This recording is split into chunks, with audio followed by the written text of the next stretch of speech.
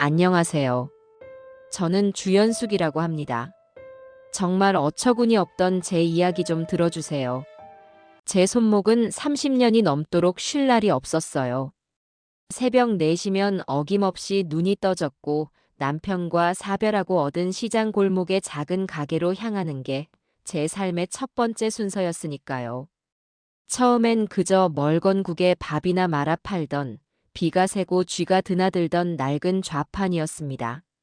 하지만 제 두 손으로 닳아 없어질 것 같은 두 손으로 벽을 바르고 닦고 쓸며 지금의 연숙식당을 만들었습니다. 제 이름을 내건 그곳은 단순한 밥집이 아니에요. 제 청춘과 눈물, 땀과 웃음이 밥알처럼 엉겨 붙어 있는 제 인생 그 자체이자 제가 혼자 힘으로 쌓아 올린 단단한 성이었습니다. 가게 문을 열고 들어서면 가장 먼저 저를 반기는 건 구수한 멸치 육수 냄새예요. 밤새 푹 고아낸 사골 국물과 함께 연숙식당의 맛을 책임지는 두 기둥이죠. 사람들은 제게 비법이 뭐냐고들 묻지만 별다른 비법 같은 건 없어요. 그저 좋은 재료 아끼지 않고 내 자식 먹일 음식이다 생각하며 정성을 쏟아붓는 것뿐입니다. 벽에 걸린 낡은 메뉴판에는 삐뚤빼뚤한 글씨로 김치찌개, 된장찌개, 제육볶음, 단 3가지 메뉴만 적혀 있어요. 하지만 그 맛을 잊지 못해 몇십 년째 찾아오는 단골 손님들이 제 가장 큰 자랑이었습니다. 저기 저 구석의 달고 다른 4인용 나무 식탁은 지금은 대기업 부장이 된 김대리가 총각 시절부터 앉던 자리고 창가 쪽 자리는 늘 자식들 칭찬을 늘어놓던 옆가게 과일집 사장님 내외의 지정석이었죠. 그들의 삶이, 그리고 제 삶이 식당 구석구석에 배어 있었어요. 그렇게 악착같이 살아온 제게 유일한 목표가 있다면 그건 바로 하나뿐인 아들, 고지태였습니다. 남편 없이 키운 아들이라 행여나 기죽을까, 남들 하는 건 뭐든 다 해주며 애지중지 키웠어요. 다행히 아들은 크게 속 썩이는 일 없이 번듯하게 자라주었고 제법 괜찮은 회사에 다니며 제 어깨를 으쓱하게 만들어주었죠. 그런 아들이 어느 날 세상에서 가장 예쁜 아가씨의 손을 잡고 제 앞에 나타났습니다. 엄마, 내가 평생 함께하고 싶은 사람이야. 신지연이라고 해. 지연이는 정말 흠잡을 데 없이 완벽한 아이였어요. 처음 본 순간부터 어찌나 싹싹하고 살갑게 구는지 보는 사람의 마음을 무장해제시키는 재주가 있었습니다. 어머니 말씀 많이 들었어요. 지태 씨가 어머니 자랑을 얼마나 하던지요. 웃는 얼굴이며 상냥한 말투까지 딸이 있었다면 꼭 저런 모습이었을까 싶어 첫 만남부터 마음의 문을 활짝 열어버렸습니다. 그날 이후로 지연이는 거의 매일같이 식당에 들러 제 일을 도왔어요. 어머니, 이런 힘든 일은 제가 할게요. 팔을 걷어붙이고 설거지를 하는가 하면 땀 흘리는 제 등을 시원한 물수건으로 닦아주며 살갑게 굴었죠. 지태 역시 지연이를 만난 후로 더 듬직해진 것 같았어요. 예전엔 퇴근하면 친구 만나기 바빴던 녀석이 이제는 꼬박꼬박 식당에 들러 무거운 쌀자루를 나르고 제 어깨를 주무르며 애교를 부렸습니다. 우리 엄마 손맛은 정말 하늘이 내린 선물이야. 이 손맛으로 프랜차이즈 사업하면 대박 날 텐데. 아들의 칭찬에 저는 쓸데없는 소리 말아라 핀잔을 주면서도 입가에 번지는 미소를 감출 수는 없었습니다. 지연이도 옆에서 거들었죠. 맞아요, 어머니. 요즘은 다들 어머니처럼 깊은 맛을 못 내서 난리인걸요. 어머니 이름 걸고 가게 하나 내면 제가 정말 열심히 한번 해볼 텐데. 그저 흘려듣는 농담인 줄로만 알았어요. 그 말 속에 시커먼 욕심이 도사리고 있을 줄은 꿈에도 상상하지 못했죠. 그들의 방문이 잦아질수록 대화의 주제는 아주 자연스럽게 사업이라는 두 글자로 모아졌습니다. 처음에는 그저 젊은 애들이 꾸는 허황된 꿈이려니 한 귀로 듣고 한 귀로 흘려버렸어요. 하지만 아들 내외는 정말 작정이라도 한 듯 저를 설득하기 위한 판을 짜기 시작했습니다. 하루는 번쩍이는 코팅 용지에 인쇄된 사업 계획서라는 걸 들고 왔더군요. 듣기에도 그럴싸한 이름의 한식 프랜차이즈였어요. 자신들이 1호점 점주가 될 거라면서요. 지연이는 어디서 배웠는지 컴퓨터 화면에 온갖 그래프와 도표를 띄워놓고 제 눈앞에서 현란한 쇼를 펼쳤습니다. 어머니, 이게 저희가 예상하는 월별 순수익 그래프예요. 보세요. 6개월만 고생하면 어머니 식당 한 달 매출이 하루 만에 나올 수도 있다니까요. 저는 그런 걸 볼 줄도 몰랐지만 끝없이 올라가는 막대 그래프는 제 마음을 조금씩 흔들기에 충분했어요. 지태는 옆에서 맞장구를 쳤죠. 엄마, 이제 엄마 고생 그만 시키고 내가 번 돈으로 편하게 여행도 보내드리고 좋은 집도 사드리는 게 내 평생 소원이야.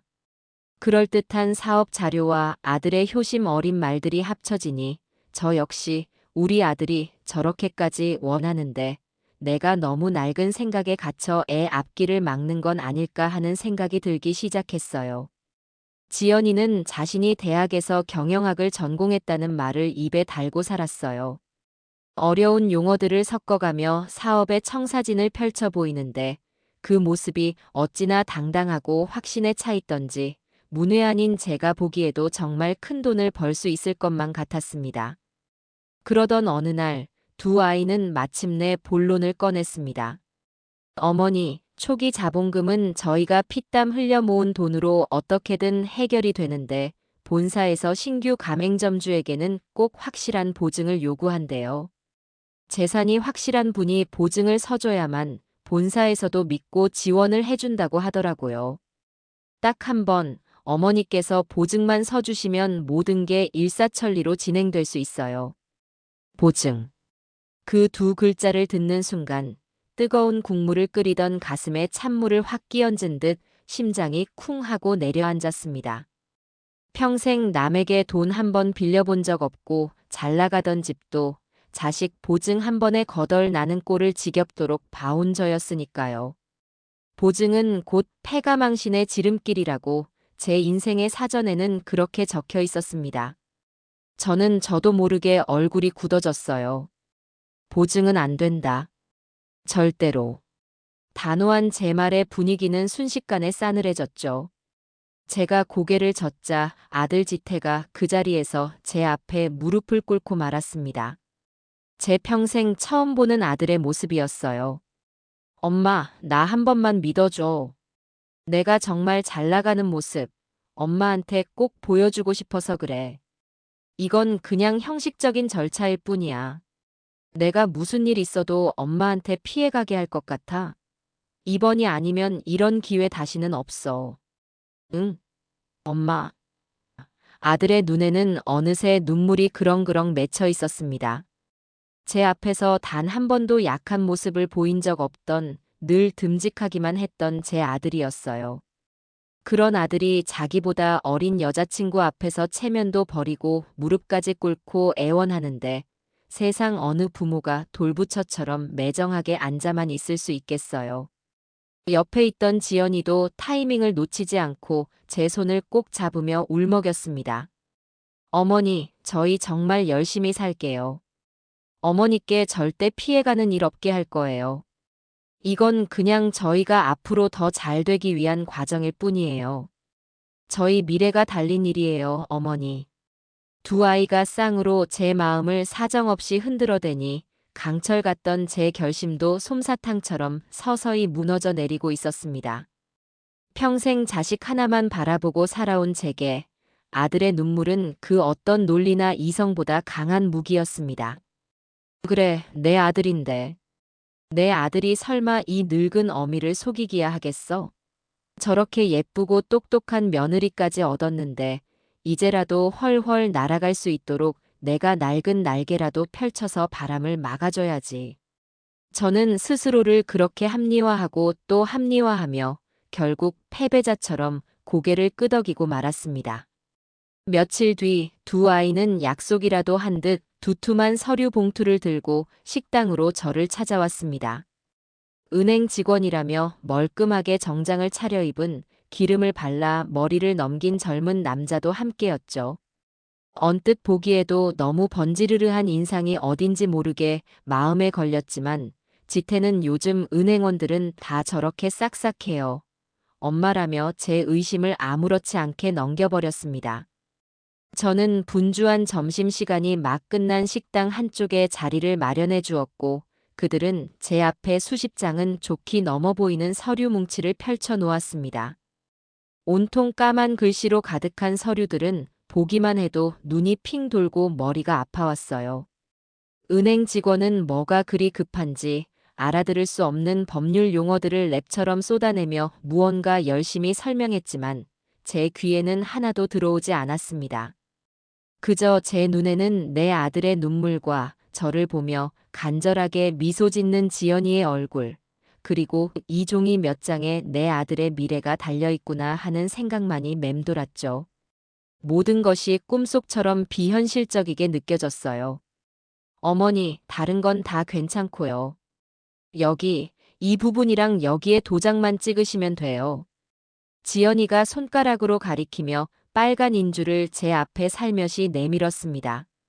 그녀의 상냥한 목소리가 그 순간만큼은 악마의 속삭임처럼 들렸다면 믿으시겠어요? 저는 떨리는 손으로 제 전 재산이자 분신처럼 평생 지니고 다녔던 인감 도장을 집어들었습니다. 차갑고 묵직한 상하 도장의 감촉이 유난히 서늘하게 느껴져 저도 모르게 손에 힘이 들어갔습니다. 잠시 망설이는 제 모습을 귀신같이 알아챈 지태가 제 손 위로 자신의 크고 따뜻한 손을 포겠습니다. 엄마, 고마워. 내가 평생 효도하면서 이 은혜 다 갚을게. 정말이야. 아들의 따뜻한 손길과 굳은 약속에 제 마음속에 신락같이 남아있던 마지막 불안감마저 눈 녹듯 사라졌습니다. 그래, 이게 다 내 욕심이다. 자식이 잘 되겠다는데 부모가 의심부터 하다니. 저는 깊은 숨을 한번 내쉬고 제 인생과도 같은 연숙식당이 통째로 담보로 잡힌다는 근저당 설정 계약서 위에 조금의 망설임도 없이 인감 도장을 꾹 눌렀습니다. 꾹 하고 둔탁한 소리와 함께 종이 위로 선명하게 찍힌 붉은 낙관을 보며 저는 아들의 성공적인 미래와 행복한 가정을 함께 그렸습니다. 그것이 바로 지옥으로 향하는 문을 제 손으로 활짝 열어젖히는 행위인 줄은 정말 까맣게 몰랐던 겁니다. 그들이 떠난 뒤 식당에는 어색할 정도의 고요함이 찾아왔습니다. 자식들이 매일같이 드나들며 남겼던 활기찬 웃음소리와 부산스러운 발소리가 사라지니 십수년간 익숙했던 내 가게가 낯설게 느껴질 정도였어요. 하지만 제 마음은 오히려 잘 띄운 메주처럼 한껏 부풀어 올랐습니다. 고생 끝, 행복 시작이라는 말이 바로 이런 걸 두고 하는 거구나 싶었죠. 저는 그날 저녁 가게 한쪽에 고이 모셔두었던 남편의 낡은 흑백 사진을 꺼내 먼지를 닦아주며 처음으로 자랑이라는 것을 해보았습니다. 여보, 보고 있소? 우리 지태가 이제 강남에다 삐까번쩍한 가게를 낸다오. 당신이 하늘에서 도왔나 봐. 나도 이제 저놈 덕에 사모님 소리 한번 들어보려나 봐. 사진 속 남편은 여전히 무뚝뚝한 표정이었지만 제 눈에는 그가 흐뭇하게 웃고 있는 것처럼 보였어요. 그날 밤은 오랜만에 정말 발 뻗고 편안하게 잠이 들었습니다. 며칠 동안은 구름 위를 걷는 기분이었어요. 식당 일을 하면서도 콧노래가 절로 나왔고 찾아오는 단골 손님들에게는 입이 닳도록 아들 자랑을 늘어놓는 것이 새로운 낙이 되었죠. 우리 아들이 이번에 아주 큰 사업을 시작했지 뭐야. 요즘 젊은 사람들 좋아하는 그런 음식점으로 강남에 1호점을 낸다니까. 아주 똑 부러지는 며느리까지 얻어서 둘이 척척 해내는데 내가 다 뿌듯해. 제 자랑에 손님들은 아이고 사장님. 자식 농사 하나는 제대로 지으셨네. 나중에 아드님 가게 대박 나면 우리 잊으면 안 돼요. 라며 진심으로 함께 기뻐해 주었고 저는 그 칭찬에 어깨가 으쓱해졌습니다. 평생 제 자랑 한번 제대로 해본 적 없이 묵묵히 일만 하며 살아온 제게는 참으로 낯설고도 달콤한 기쁨이었어요. 밤이면 잠자리에 누워 아들 내외가 성공해서 돌아오는 모습을 상상하곤 했습니다. 번쩍이는 외제차를 타고 나타나 제 거친 손을 잡고 두툼한 돈 봉투를 쥐어주며 엄마, 이제 이 고생 그만하고 저희랑 같이 살아요라고 말하는 행복한 상상. 그 상상 하나만으로도 배가 부르고 고된 하루의 피로가 눈 녹듯 사라지는 것 같았습니다. 하지만 시간이 흐를수록 맑은 하늘에 먹구름이 끼듯 마음 한구석에 작고 검은 점 같은 불안감이 피어오르기 시작했어요.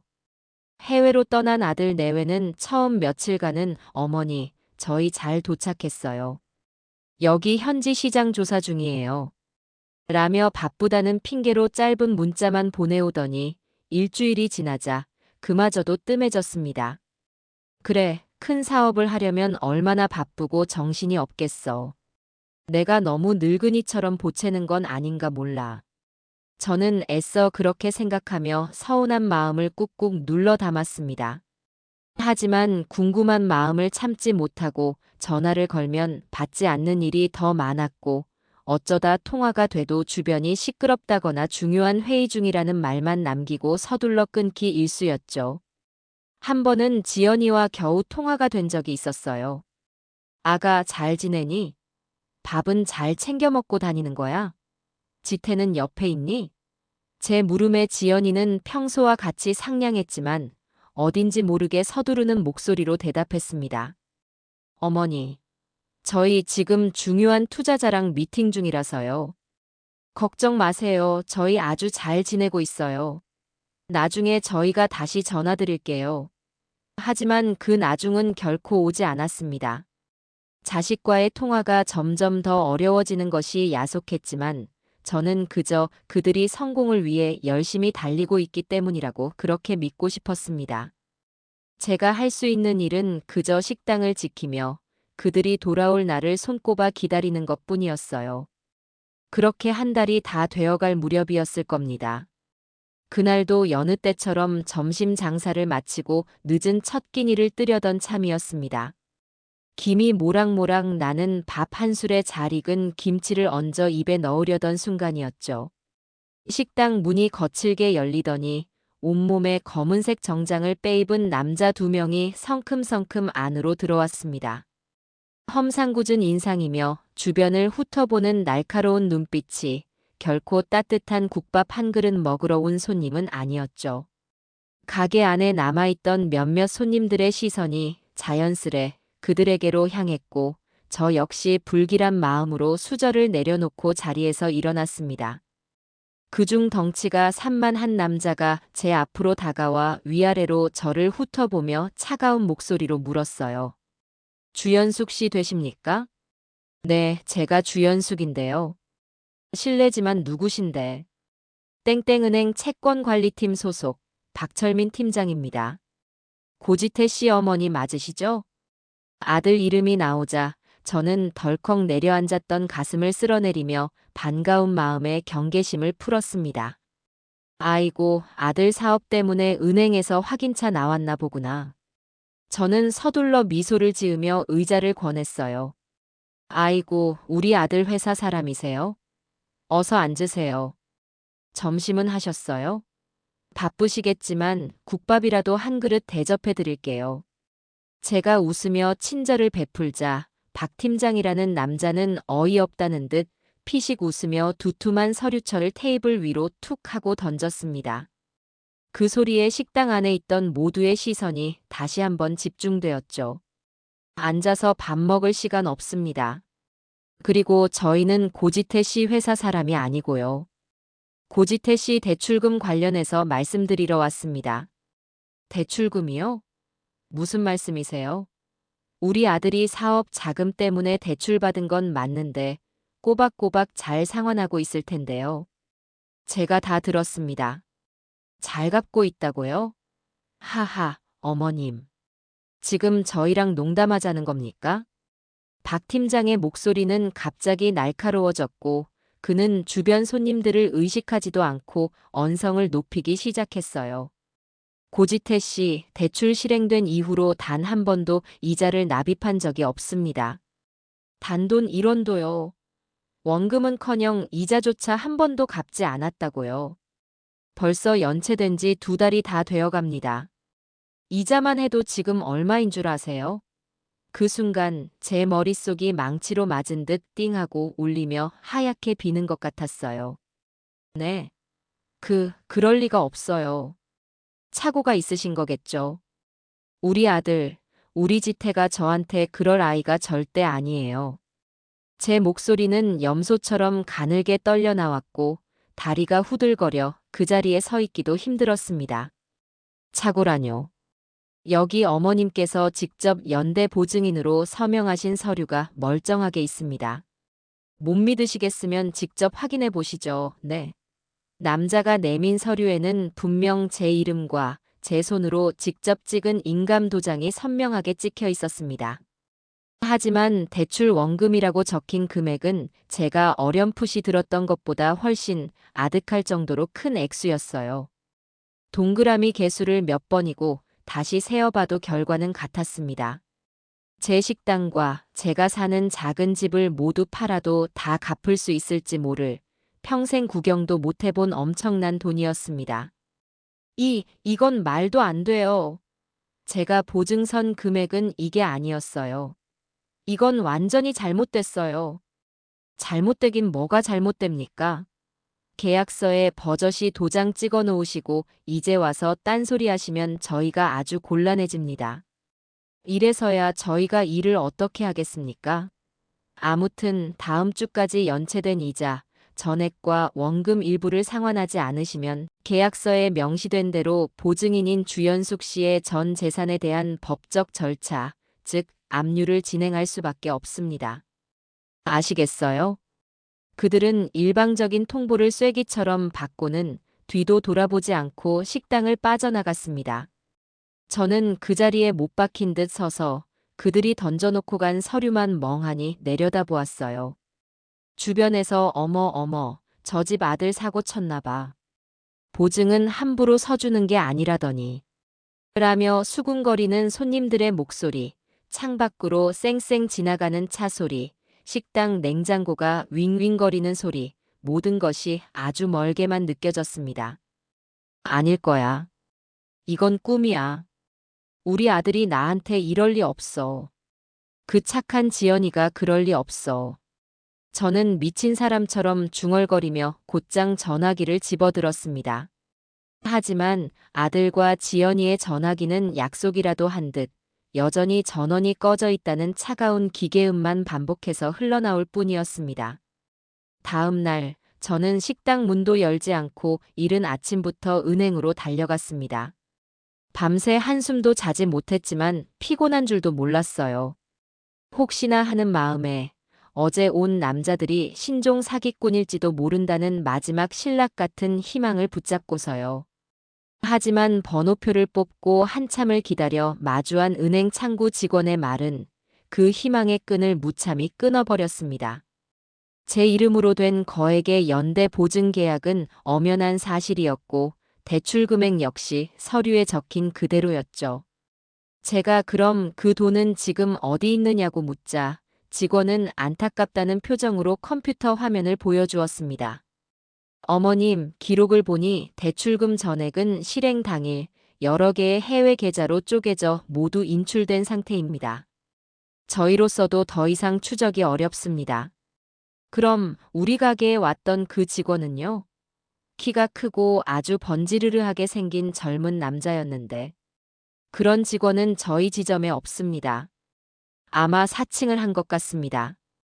은행을 나오는 제 다리는 더 이상 제 것이 아닌 것 같았어요. 하늘은 어찌나 파랗고 쨍쨍한지 제 속도 모르고 무심하게만 보였습니다. 그제야 모든 조각들이 섬뜩할 정도로 완벽하게 하나로 맞춰지기 시작했습니다. 아들의 간절했던 눈물, 싹싹하게 굴던 며느리의 가식적인 미소, 번지르르 하던 가짜 은행 직원, 그리고 까만 글씨로 가득했던 알아볼 수도 없었던 빽빽한 계약서까지. 모든 것이 저를 속이고 제 전 재산을 빼앗기 위해 정교하게 짜인 거대한 사기극이었던 겁니다. 저는 은행 앞 벤치에 주저앉아 버렸습니다. 지나가는 사람들이 이상한 눈으로 쳐다봤지만 아무것도 신경 쓸 겨를이 없었어요.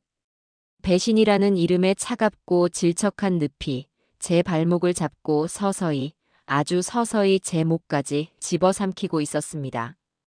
평생을 바쳐 쌓아 올린 나의 성이 와르르 무너져 내리는 소리가 귓가에 생생하게 들려오는 듯 했습니다. 그날 이후 제 삶은 브레이크가 고장난 트럭처럼 걷잡을 수 없이 나락으로 굴러떨어졌습니다. 은행의 빚독촉은 하루가 멀다 하고 이어졌고 연숙식당은 더 이상 예전의 따뜻하고 정겨운 공간이 아니었어요. 끔찍한 소문은 날개라도 돋친 듯 시장 골목 전체로 퍼져나갔습니다. 들었어? 연숙이네 아들이 엄마 재산 다 말아먹고 외국으로 튀었대. 그러게 자식 너무 오냐오냐 키우면 저렇게 된다니까. 보증은 부모 자식 간에도 서주는 게 아니라더니 쯧쯧. 한때는 가족처럼 지냈던 이웃들의 입에서 나온 말이라고는 믿기 힘든 날카로운 말들이 제 등 뒤에 와서 박혔습니다. 단골 손님들의 발길도 하나둘 끊겼어요. 저를 마주치면 어색한 표정으로 고개를 돌리거나 안타깝다는 동정의 시선을 보내왔지만 그 시선 속에는 어리석은 늙은이라는 경멸이 함께 담겨 있다는 것을 저는 느낄 수 있었습니다. 제 자부심이었던 식당이 이제는 저를 옥죄는 거대한 족쇄이자 동네 사람들의 구경거리로 전락한 수치스러운 공간이 되어버렸습니다. 매일 아침 식당 문을 여는 것이 고통이었습니다. 텅 빈 테이블을 바라보고 있는 것은 마치 제 텅 빈 인생을 마주하는 것 같았어요. 음식 맛도 예전 같지 않았습니다. 손님 없는 주방에서 혼자 음식을 만들고 있자면 분노와 서름이 복받쳐 올라 저도 모르게 눈물이 뚝뚝 떨어져 구기며 찌개에 섞여 들어가곤 했으니까요. 결국 버티고 버티다 가게를 내놓기로 결심했습니다. 평생 모은 돈과 남편이 남긴 쥐꼬리만 한 퇴직금을 쏟아부어 일군 내 분신 같은 가게는 부동산에 내놓자마자 헐값에 팔려나가 아들놈이 만든 빚을 갚는 데 고스란히 쓰였습니다. 마지막으로 가게를 정리하던 날, 저는 텅 빈 홀을 몇 시간이고 쓸고 닦았어요.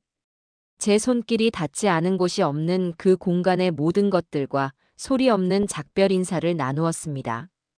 30년간 제 몸의 일부처럼 사용했던 낡은 국자와 냄비들, 손님들이 칭찬을 아끼지 않았던 비법 양념장통, 그리고 남편이 직접 만들어 주었던 단 하나뿐인 나무 의자까지. 그 모든 것들을 헐값에 중고 가구상에게 넘기는데 제 살점이 뜯겨 나가는 것 같은 아픔이 밀려왔습니다. 저녁 무렵 용역업체 직원들이 와서 제 이름 석자가 새겨진 연숙식당 간판을 떼어내던 순간 저는 끝내 참지 못하고 길바닥에 주저앉아 어린아이처럼 목 놓아 울었습니다. 쩍 하고 간판이 벽에서 떨어져 나가는 소리가 마치 제 심장이 갈비뼈를 부수고 뜯겨 나가는 소리처럼 들렸어요. 제 인생이, 제 청춘이, 제 모든 것이 송두리째 뽑혀나가는 기분이었습니다. 식당을 잃고 유일한 보금자리였던 작은 연립주택마저 처분해야 했습니다. 남은 빚을 조금이라도 더 갚기 위해서는 어쩔 수 없는 선택이었죠. 평생을 살아온 정든 동네를 떠나 제가 새로 거처를 옮긴 곳은 지도에도 잘 나오지 않는, 햇볕도 제대로 들지 않는 허름한 동네의 쪽방이었습니다. 역한 하수구 냄새가 코를 찌르는 좁은 골목길 끝, 금방이라도 쓰러질 것 같은 낡은 건물의 3층. 한 사람이 겨우 몸을 뉘일 수 있는 좁디좁은 공간, 벽마다 시커멓게 피어난 곰팡이, 복도 끝에 있는 악취 나는 공용 화장실이 제 새로운 보금자리가 되었습니다. 번듯한 식당 사장님이었던 제가 하루아침에 그런 곳으로 밀려나게 될 줄은 꿈에도 몰랐어요. 첫날 밤, 저는 얇고 축축한 이불 한 장을 덮고 차가운 방바닥에 누워 밤새 잠을 이루지 못했습니다. 얇은 합판 벽 너머로 들려오는 옆방 남자의 기침소리, 복도를 오가는 사람들의 발소리, 멀리서 들려오는 술주정 소리에 온몸이 겁먹은 짐승처럼 움츠러들었어요. 따뜻하고 정성스러운 집밥 대신 구석에 처박혀 있던 컵라면 하나로 끼니를 때우고 밤마다 잃어버린 나의 식당과 행복했던 지난날을 떠올리며 소리 없이 눈물을 삼켰습니다. 내가 뭘 그렇게 잘못했을까? 자식 하나 철석같이 믿은 게 이렇게 큰 죄였을까? 끝없는 후회와 자책, 그리고 제 인생을 망가뜨린 아들 내외에 대한 사무치는 분노가 뒤섞여 제 속을 시커먼 숯덩이처럼 태웠습니다. 그러던 어느 날 밤이었어요. 그날도 역시 라면 한 그릇으로 저녁을 때우고 낡은 라디오에서 흘러나오는 구슬픈 노랫가락을 들으며 차가운 방바닥에 등을 대고 누워 있는데 낯선 국제전화 번호로 전화 한 통이 걸려왔습니다. 심장이 철렁 내려앉았죠. 혹시나 정말 천만 번의 하나라도 아들놈이 잘못을 뉘우치고 용서를 빌기 위해 전화한 것일지도 모른다는 헛된 기대감에 떨리는 손으로 통화 버튼을 눌렀습니다. 하지만 수화기 너머로 들려온 것은 제 기대를 무참히 박살내는 낭낭하고 명랑하기 그지없는 지연이의 목소리였습니다. 여보세요? 어머니, 너 지연이냐?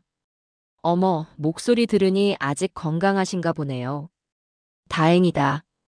저희는 어머니 충격으로 쓰러지셨을까봐 얼마나 걱정했는데요. 그 목소리에는 걱정이라고는 눈곱만큼도 찾아볼 수 없는 노골적이고 잔인한 조롱과 비웃음이 가득 담겨 있었어요. 마치 제 고통을 즐기기라도 하는 듯한 그 말투에 피가 거꾸로 솟는 기분이었습니다. 니들이 어떻게 나한테 이럴 수가 있어. 이 천벌 받을 것들아. 당장 돌아오지 못해. 어머니, 뭘 그렇게 화를 내세요. 목소리만 들으면 저희가 불효라도 저지른 줄 알겠네. 저희 덕분에 이제 평생 해오셨던 그 힘든 식당 일 안 하셔도 되잖아요. 저희가 보내드리는 효도 휴가라고 생각하시면 되잖아요. 안 그래요? 호호. 낄낄거리는 지연이의 날카로운 웃음소리가 마치 칼날처럼 제 귀를 후벼 팠습니다. 저는 분노와 모멸감에 온몸이 부들부들 떨렸지만 아무 말도 할 수 없었어요. 그저 수화기를 든 채 꺽꺽거리는 짐승 같은 숨만 내쉴 뿐이었습니다. 지연이는 그런 저를 즐기기라도 하듯 마지막 한마디를 덧붙이고는 전화를 끊어버렸습니다. 아, 그리고 어머니가 보증 서주신 그 돈, 저희가 아주 보람있고 유용하게 잘 쓰고 있으니까 너무 걱정 마세요. 그럼 이만. 뚜. 전화가 끊기고 난 뒤에도 저는 한참 동안이나 수화기를 귀에서 떼지 못했습니다. 제 안에서 마지막 남았던 인간에 대한 믿음이 무언가 단단히 부서져 내리는 소리가 들렸습니다. 살아야 했습니다. 이렇게 비참하게 무너질 수는 없었어요. 저는 다음 날부터 당장 일자리를 알아보기 시작했습니다. 하지만 환갑이 넘은 배운 것도 기술도 없는 늙은 여자를 써주는 곳은 많지 않았죠. 수십 군데를 돌아다닌 끝에 겨우 구한 일자리는 대형마트의 야간 청소부였습니다. 매일 밤 화려한 불빛이 모두 꺼지고 텅 빈 마트의 광활한 바닥을 닦고 산더미 같은 쓰레기통을 비우는 고된 일이었어요. 허리를 한번 제대로 펼 시간도 없이 락스와 세제 냄새에 절어 지내다 보면 동이틀 무렵에야 녹초가 된 몸을 이끌고 쪽방으로 돌아올 수 있었습니다. 손은 독한 세제에 부르터 갈라졌고 피가 맺히기 일쑤였으며 허리와 무릎은 쑤시지 않는 날이 없었죠. 하지만 저는 꿋꿋이 버텼습니다. 이 돈이라도 벌어야 한다. 이렇게라도 살아서 내게 씻을 수 없는 상처를 준 그놈들에게 반드시 복수해야 한다. 그러던 어느 주말 오후였습니다. 그날은 백화점 특별 청소 인원으로 차출되어 평생 가볼 일도 없었던 명품관 바닥을 닦고 있었어요. 제 누추한 행색과는 어울리지 않는 화려한 조명 아래 눈이 부실 정도로 번쩍이는 대리석 바닥을 열심히 닦고 있는데 제 앞에 값비싼 구두 두 켤레가 멈춰 섰습니다. 무심코 고개를 들어보니 저는 제 눈을 의심할 수밖에 없었어요. 머리부터 발끝까지 제가 평생 벌어도 못 살 것 같은 온갖 명품으로 치장한 아들 지태와 며느리 신지연이 저를 벌레 보듯 차갑게 내려다보고 있었던 겁니다. 그들은 저를 발견하고 피하기는커녕 오히려 재미있는 구경거리라도 만난 듯 제 앞으로 다가왔습니다. 저는 너무 놀라 그 자리에 얼어붙고 말았어요.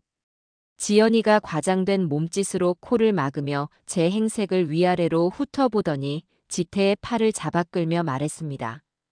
그 목소리는 주변에 있던 다른 손님들과 직원들이 모두 들을 수 있을 만큼 크고 또렷했어요. 어머, 자기야. 저기 우리 어머니랑 아주 닮은 분이 청소하시네. 아이고, 설마 아니겠지? 우리 어머니가 아무리 그래도 이런 데서 이런 옷 입고 일하실 리가 없잖아. 그치? 지태는 아무 말 없이 역겨운 것을 본 사람처럼 얼굴을 찌푸리며 저를 한번 쳐다보더니 이내 고개를 돌려버렸습니다. 지연이는 그런 저를 향해 승리자의 여유로운 미소, 경멸과 비웃음이 뒤섞인 그 미소를 흘리고는 보란듯이 지태의 팔짱을 끼고 유유히 사라졌습니다. 저는 그들이 사라진 방향을 멍하니 바라보며 차가운 대리석 바닥에 그대로 주저앉을 뻔했습니다.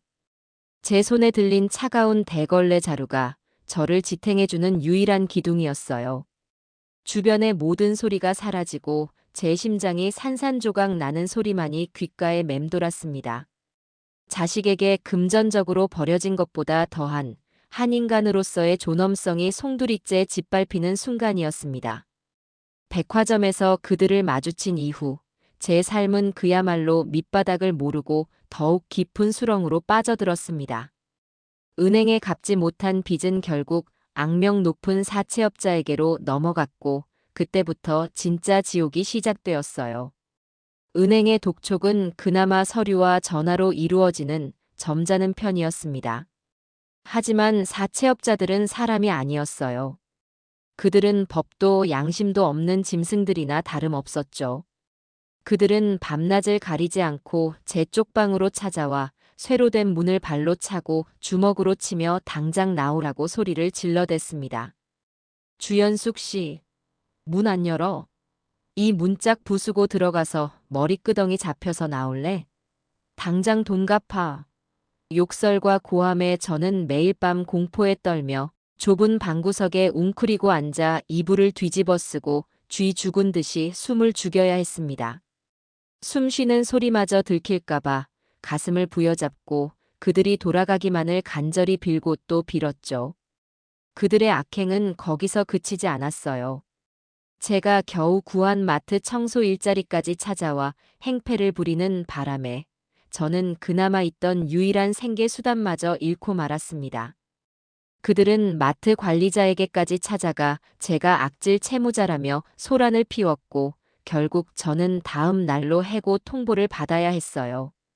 그것도 모자라 그들은 제 얼굴 사진과 함께 이 여자는 아들까지 등쳐먹은 악질 사기꾼입니다. 돈을 빌려주지 마시오. 라는 내용의 전단지를 만들어 제가 사는 동네 골목 곳곳과 전봇대에 뿌려대기까지 했습니다. 동네 사람들은 그 전단지를 보며 저를 향해 더 노골적으로 손가락질을 해댔죠. 어느 날 아침 또 다른 일자리를 구하러 절뚝이며 나서는 길에 제 쪽방 문이 온통 시뻘건 페인트로 뒤덮여 있는 것을 발견했습니다. 돈 갚아, 밤길 조심해라라는 섬뜩하고 조잡한 글씨가 제 심장을 얼어붙게 만들었어요. 저는 그 자리에 주저앉아 더 이상은 흘릴 눈물조차 남아있지 않다는 것을 깨달았습니다. 육체적인 고통과 공포보다 더 저를 힘들게 했던 건 세상으로부터 완벽하게 고립되었다는 느낌이었습니다. 한때는 연숙식당 사장님이라며 저를 따르고 반찬 하나라도 더 챙겨주려 하던 시장 사람들은 이제 저를 벌레 보듯 피하기 시작했어요. 그들의 눈빛 속에는 동정심보다는 그러게 왜 분수도 모르고 자식 보증을 서줘서 저 꼴이 됐나 하는 경멸과 조롱이 더 많이 담겨 있었습니다. 자식 잘못 키운 죄, 돈 관리 못한 죄 등 뒤에서 들려오는 수군거림이 날카로운 유리 조각이 되어 제 심장에 박혔습니다. 하루는 며칠을 굶어 배가 너무 고픈 나머지 20년 넘게 한자리에서 장사를 해온 채소가게 주인에게 김치라도 담가 팔아보겠다며 배추 한 포기만 외상으로 달라고 부탁을 했습니다. 하지만 그녀는 제 손을 매몰차게 뿌리치며 말했죠.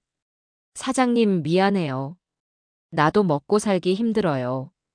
요즘 세상에 누굴 믿고 외상을 줘요. 나중에 돈 벌어서 오세요.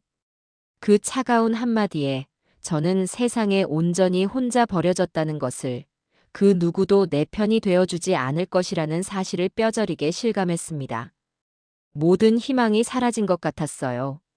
사채업자들의 협박은 날마다 거세지고 몸은 굶주림과 고된 노동으로 망가질 대로 망가졌으며 마음은 세상의 냉대 속에서 갈기갈기 찢겨나갔습니다.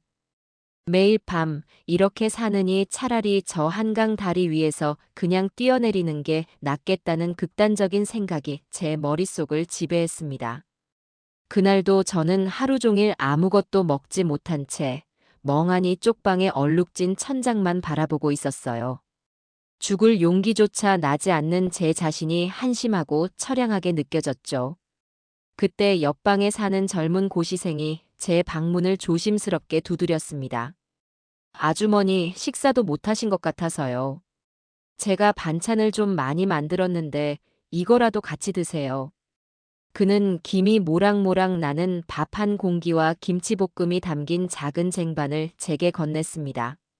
저는 고맙다는 말도 제대로 하지 못하고 밥그릇을 받아들었습니다.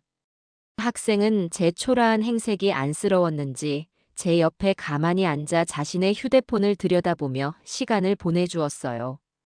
어색한 침묵이 흐르던 그때였습니다. 학생의 휴대폰 화면에서 찰나의 순간 너무나도 익숙한 얼굴 두 개가 스쳐 지나갔습니다.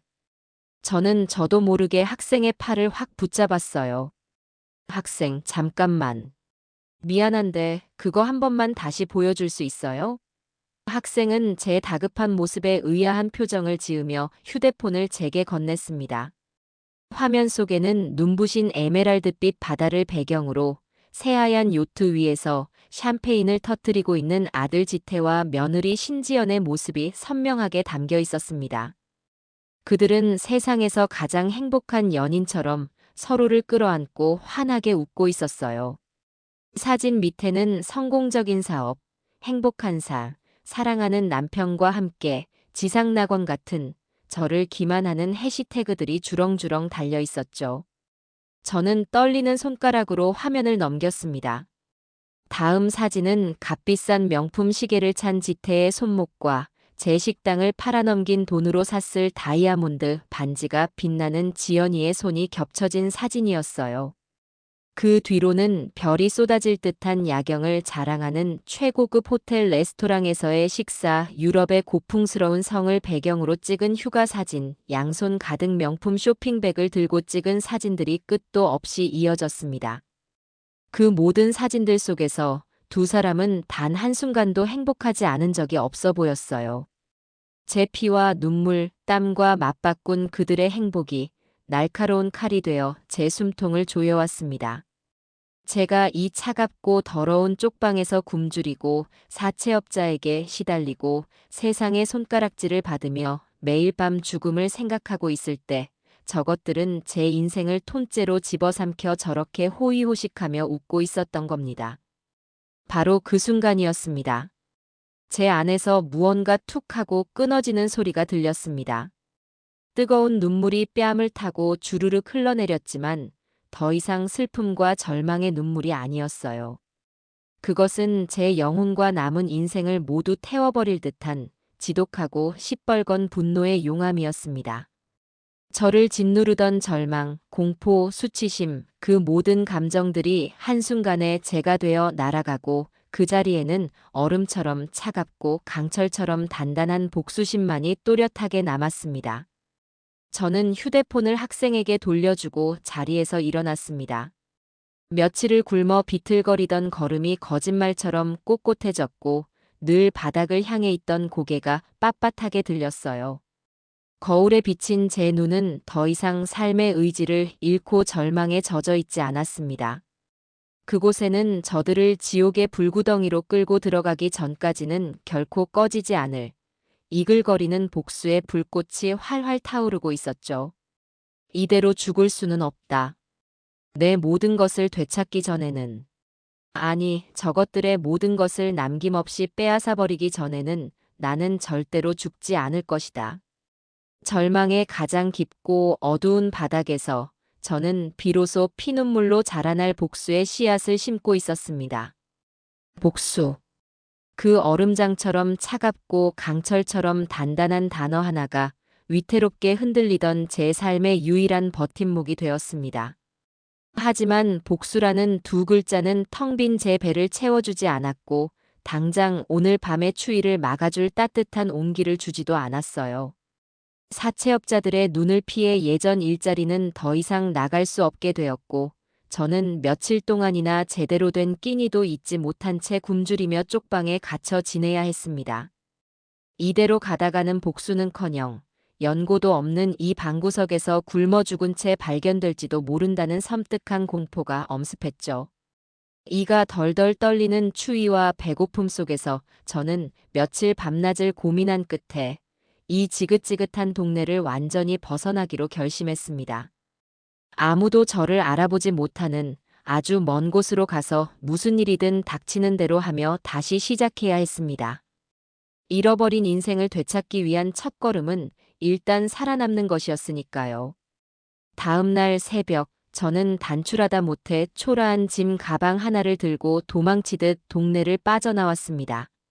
목적지는 없었어요. 그저 터미널에서 가장 먼저 출발하는 버스에 무작정 몸을 실었을 뿐입니다. 몇 시간을 달려 버스가 멈춰선 곳은 제 평생 한 번도 와본 적 없는 낯선 도시의 낡고 삭막한 공단 지역이었어요. 회색빛 공장 건물들과 기름때 낀 작업복을 입은 지친 얼굴의 사람들이 오가는 풍경이 제 처지와 꼭 닮아 있다는 생각이 들었습니다. 저는 그곳의 허름한 직업 소개소를 통해 공장 인부들을 상대로 하는 24시간 국밥집의 주방 보조 겸 홀 서빙 자리를 겨우 구했습니다. 예전에 제가 운영하던 식당의 4분의 1도 안 되는 테이블 5개가 전부인 비좁고 낡은 가게였죠. 주인 할머니는 허리가 굽고 말수가 적었지만 다행히 제 지난 과거를 꼬치꼬치 캐묻지는 않았습니다.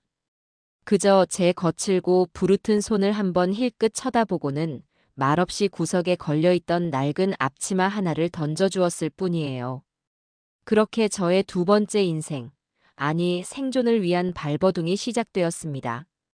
그곳에서의 하루는 그야말로 전쟁 같았어요. 새벽 교대 근무를 마친 인부들이 허기를 채우러 몰려드는 이른 아침부터 야간 근무를 시작하기 전 막걸리 한 잔을 걸치러 오는 늦은 밤까지. 가게는 하루 종일 쉴 틈 없이 돌아갔습니다.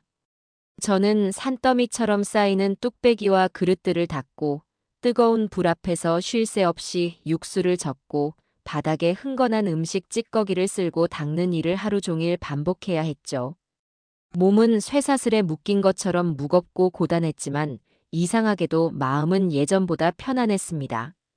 아무도 저를 연숙식당 사장님으로 기억하지 못하는 이곳에서 그저 아주머니라고 불리며 묵묵히 제 할 일에만 집중하다 보면 저를 짓누르던 끔찍한 기억들을 잠시나마 잊을 수 있었으니까요. 저는 그곳에서 이름도 과거도 없는 그림자처럼 조용히 제 몫을 해냈습니다. 그러던 어느 늦은 저녁이었습니다. 그날따라 유난히 몸이 천근만근 무겁고 고단했던 저는 마지막 남은 손님 테이블을 정리하고 있었어요. 곧 문을 닫아야 할 시간이 다 되어 가는데 식당의 낡은 나무 문이 삐걱거리는 소리를 내며 열리더니 훤칠한 키에 반듯한 정장을 입은 젊은 남자 한 명이 들어왔습니다. 이런 누추한 가게와는 전혀 어울리지 않는 행색이었죠. 늦은 시간이라 더 이상 손님을 받지 않는다고 말하려는데 남자의 얼굴이 어딘지 모르게 낯이 익었습니다. 하지만 피곤에 절어있던 저는 대수롭지 않게 생각하고 넘겼어요. 그는 지친 기색이 역력한 얼굴로 텅 빈 식당을 한번 훑어보더니 구석 자리에 서류 가방을 내려놓고 털썩 주저앉았습니다. 아주머니, 혹시 지금 식사되나요? 저는 말없이 고개를 끄덕이고는 주방으로 들어가 마지막 남은 돼지국밥 한 그릇을 정성껏 말아내어 갔습니다. 남자는 정말 배가 고팠는지 고맙다는 말도 잊은 채 허겁지겁 국밥을 먹기 시작했어요. 그 모습을 멍하니 바라보는데 남자가 깍두기 한 점을 입에 넣고 우적우적 씹다가 문득 고개를 들었습니다. 그리고는 제 얼굴을 마치 처음 보는 희귀한 동물이라도 관찰하듯 뚫어지게 쳐다보기 시작했죠. 저도 모르게 당황해서 시선을 피하며 돌아서려는데 남자가 자리에서 벌떡 일어났습니다. 그의 의자가 뒤로 넘어가며 요란한 소리를 냈어요. 저 혹시 죄송하지만 예전에 혹시 봉천동 시장에서 연숙식당 하시던 사장님 아니세요? 그 말을 듣는 순간 제 심장이 쿵 하고 바닥으로 떨어져 산산조각 나는 것 같았습니다.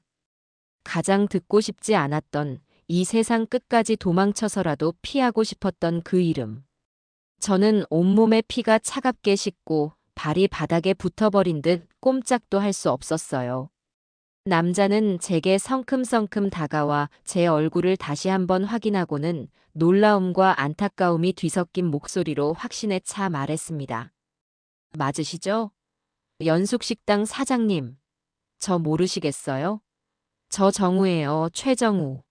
예전에 고시 공부할 때 매일같이 사장님 가게에서 김치찌개 먹었던, 사장님이 맨날 힘내라고 어깨 두드려 주셨잖아요.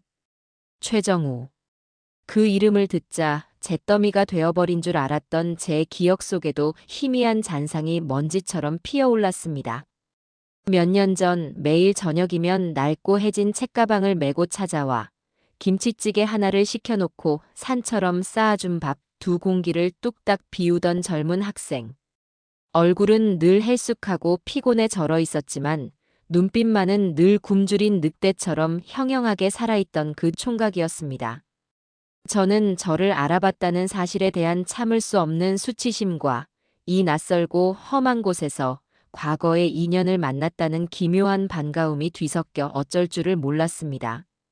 제가 고개를 푹 숙인 채 아무 말도 못하고 있자 정우 씨는 제 초라한 행색과 식당의 허름한 풍경을 번갈아 쳐다보며 진심으로 안타까워하는 표정을 지었습니다. 사장님, 세상에. 도대체 무슨 일이 있으셨던 거예요? 그 손님 많고 정 넘치던 식당은 어떻게 하시고 이런 먼 곳에서 이런 일을. 저는 결국 둑이 터진 강물처럼 눈물을 터뜨리며 주방으로 도망치듯 들어가 버렸습니다. 정우 씨는 저를 따라 들어오지는 않았지만 식당을 떠나지도 않았어요. 그는 그날 마지막 손님으로 남아 제가 눈물 콧물 다 쏟아내고 마음을 진정시킨 뒤 가게 문을 닫고 나올 때까지 묵묵히 저를 기다려 주었습니다. 주인 할머니의 의심스러운 눈초리를 받으며 가게를 나선 저에게 그는 근처 포장마차에서 따뜻한 국수라도 한 그릇 하자며 저를 이끌었습니다. 저는 몇 번이고 손사래를 치며 거절했지만 그의 고집을 꺾을 수는 없었어요. 포장마차의 플라스틱 의자에 마주 앉아 우리는 한참 동안 아무 말도 하지 못했습니다. 김이 모락모락 나는 국수 그릇 위로 어색한 침묵만이 흘렀죠. 그 침묵을 먼저 깬 것은 정우 씨였습니다. 그는 자신의 낡은 서류 가방에서 떼가 꼬질꼬질한 지갑을 꺼내더니 그 안에서 변호사 명함 한 장을 꺼내 제게 내밀었습니다. 사장님, 저 몇 년 전에 운 좋게 시험에 합격해서 지금은 이렇게 변호사로 일하고 있어요. 오늘 여기도 공단에 있는 중소기업 법률 자문 때문에 왔다가 너무 늦어서 저녁 먹으러 들른 거고요. 다 사장님 덕분입니다. 저는 그의 명함을 받아들고는 믿기지 않는다는 듯 그의 얼굴을 쳐다보았습니다. 제가 사법고시 준비할 때 정말 너무 가난하고 힘들어서 하루 한 끼 먹는 것도 버거웠던 시절이 있었습니다. 그때마다 사장님께서는 국밥 한 그릇값만 받으시고는 밥이며 반찬이며 제가 미안할 정도로 산더미처럼 쌓아주셨잖아요. 돈 없어서 밥값 외상이라도 하려는 날이면 학생은 밥 굶으면 머리 안 돌아가. 공부나 열심히 해서 훌륭한 사람 되는 게 나한테 밥값 갚는 거여라며 제 등을 툭 치고 가셨죠. 저는 사장님이 끓여주시던 그 뜨끈한 김치찌개의 온기와 무심한 듯 던져주시던 그 따뜻한 격려 덕분에 정말 지옥 같았던 시간을 버텨낼 수 있었습니다. 그의 말을 듣는 순간 제 안에 억지로 묻어두었던 모든 서름과 분노가 한꺼번에 터져나왔습니다. 저는 그제야 참았던 눈물을 펑펑 쏟아내며 제게 닥쳤던 끔찍하고 기구한 일들을 하나씩 털어놓기 시작했습니다. 아들 내외의 치밀하고 악랄했던 사기 행각, 눈앞에서 내 인생과도 같았던 식당의 보증 서류에 도장을 찍어야 했던 순간, 길바닥으로 내쫓겨야 했던 사연, 악마의 목소리 같았던 지연이의 조롱 전화, 사채업자들의 끔찍한 협박, 그리고 백화점 바닥에서 제 존엄성이 무참히 짓밟혔던 그날의 모욕까지. 제 이야기는 두서가 없었고 눈물과 콧물에 뒤범벅되어 횡설수설했지만 정우 씨는 단 한 번도 제 말을 끊지 않고 끝까지 들어주었습니다. 그는 제 이야기를 들으며 때로는 미간을 찌푸리며 함께 분노하고 때로는 입술을 깨물며 함께 안타까워하며 제 거칠어진 손을 꼭 잡아주었죠. 제 기나긴 이야기가 모두 끝났을 때 그는 분노로 벌개진 얼굴로 테이블을 내리치며 말했습니다.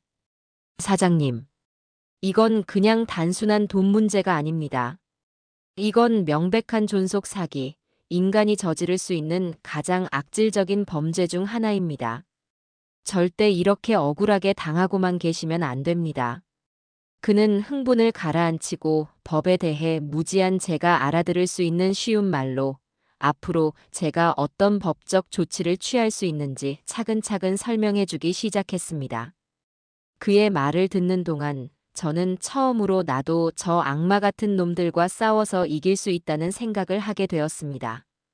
사장님, 제가 사장님께 졌던 그 김치찌개 빚, 이제 제가 변호사가 되어 갚게 해주십시오.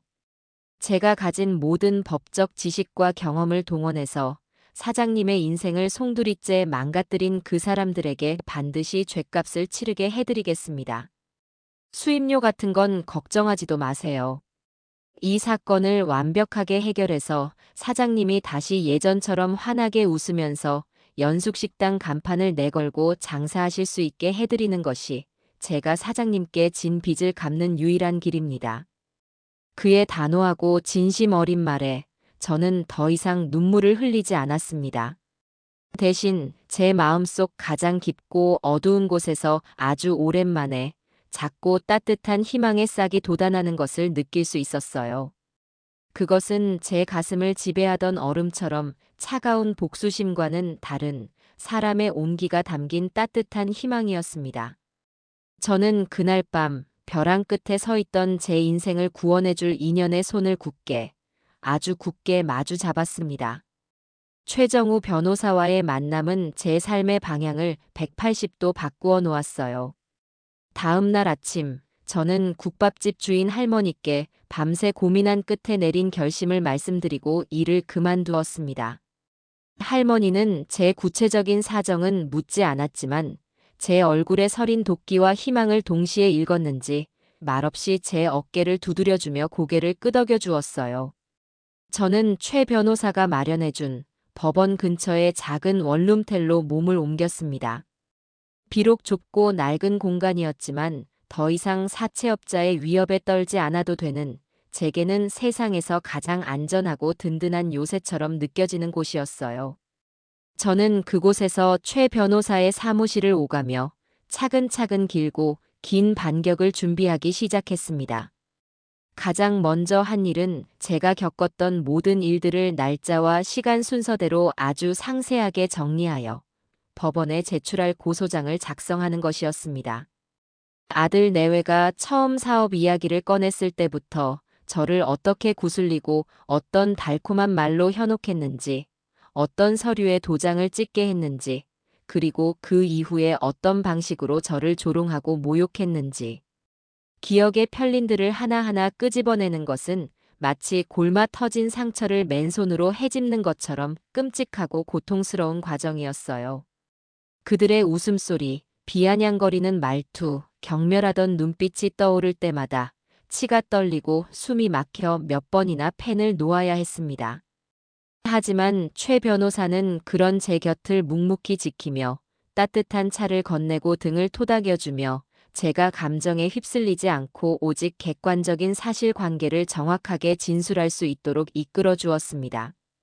그는 그렇게 완성된 제 피눈물 어린 진술을 토대로 법조문과 판례를 엮어 특정 경제 범죄 가중처벌 등에 관한 법률 위반이라는 결코 가볍지 않은 죄목을 적용하여 빈틈없는 고소장을 완성했습니다.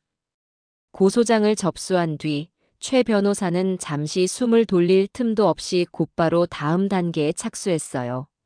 사장님, 저들이 해외에서 아무런 걱정 없이 호의호식할 수 있는 이유는 단 하나입니다. 바로 사장님의 피 같은 돈이죠. 일단 저들의 돈줄부터 완벽하게 틀어막아 버려야 합니다. 돈이 없으면 저들의 견고해 보이는 악마 같은 관계에도 반드시 균열이 생기기 시작할 겁니다. 그는 법원의 아들 내외의 명의로 된 것으로 추정되는 모든 해외 금융 계좌에 대한 추징 보전 명령, 즉 계좌 동결을 신청했습니다. 이를 위해 그는 며칠 밤낮으로 사무실 소파에서 새우잠을 자며 산더미 같은 서류와 씨름했고 마침내 법원으로부터 명령을 받아내는데 성공했습니다. 그 소식을 전해 듣던 날, 저는 최 변호사의 작은 사무실에서 그와 함께 늦은 저녁으로 짜장면을 먹고 있었어요. 그는 단무지를 입에 넣고 우물거리며 마치 동네 자랑이라도 하듯 덤덤하게 말했습니다. 사장님, 해냈습니다. 법원에서 저희 신청을 받아들였어요. 지금 이 시간부로 고지태 씨와 신지연 씨 명의의 모든 해외 계좌는 완전히 동결되었습니다. 이제 그들은 단 1원도 뺏어 쓸 수 없을 겁니다. 아마 지금쯤 ATM기 앞에서 카드를 넣었다 뺐다 하며 당황하고 있겠네요.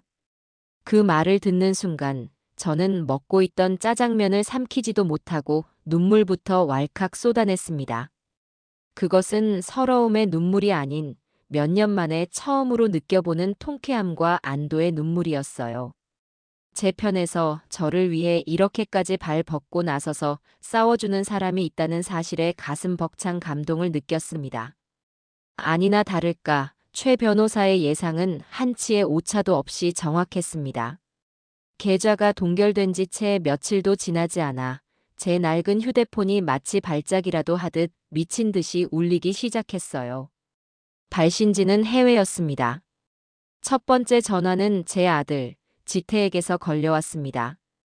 그의 목소리는 잔뜩 겁에 질려 있었고 다급함과 원망이 뒤섞여 꼴사납게 떨리고 있었죠.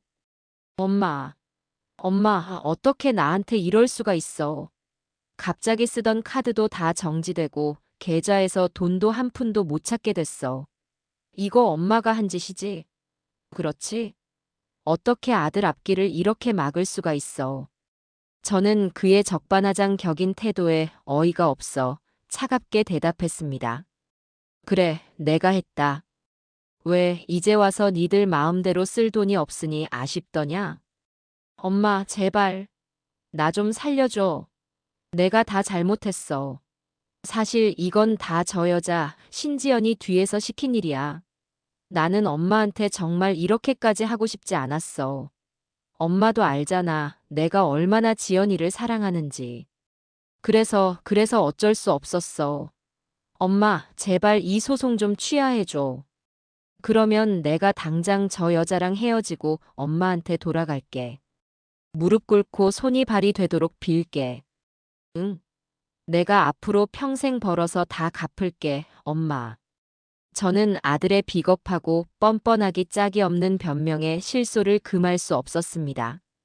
불리해지니 모든 죄를 여자에게 떠넘기고 돌아오겠다는 말로 동정심을 유발하려는 속셈이 빤히 보였어요. 너는 더 이상 내 아들이 아니다. 그리고 네가 갚아야 할 것은 돈이 아니라 네가 저지른 죄에 대한 죗값이다. 법의 심판이나 달게 받아라. 저는 냉정하게 전화를 끊어버렸습니다. 수화기 너머로 제 이름을 부르며 울부짖는 소리가 들려왔지만 더 이상 제 마음은 티끌만큼도 흔들리지 않았어요. 지태와의 통화가 끊기고 1시간도 채 지나지 않아 이번에는 지연이에게서 전화가 걸려왔습니다. 지태와는 달리 그녀의 목소리는 분노와 악의로 가득 차 얼음장처럼 차가웠어요. 어머니, 지금 제정신이세요? 이런다고 우리가 눈 하나 깜짝할 것 같아요? 늙어서 판단력이 흐려지셨나 본데 착각하지 마세요. 우리한테는 어머니가 모르는 돈줄이 아직 많이 있으니까요. 어디 한번 마음대로 해보거라. 나도 네가 어떤 인간인지, 네가 어떤 사기 행각을 벌여왔는지 세상에 낱낱이 다 알려줄 테니. 정말 웃기지도 않네. 어머니 잘 들으세요. 당장 소송 취하 안 하면 어머니 과거 시시콜콜한 것까지 다 파헤쳐서 동네방네 망신 줄 거예요. 예전에 식당 하면서 세금은 제대로 내셨는지 모르겠네. 젊을 때 어떻게 사셨는지도 한번 알아볼까? 쥐 죽은 듯이 주는 돈이나 받고 살 것이지 감히 누굴 상대로 덤벼. 그녀의 악랄한 협박에 저는 오히려 마음이 차분해지는 것을 느꼈습니다.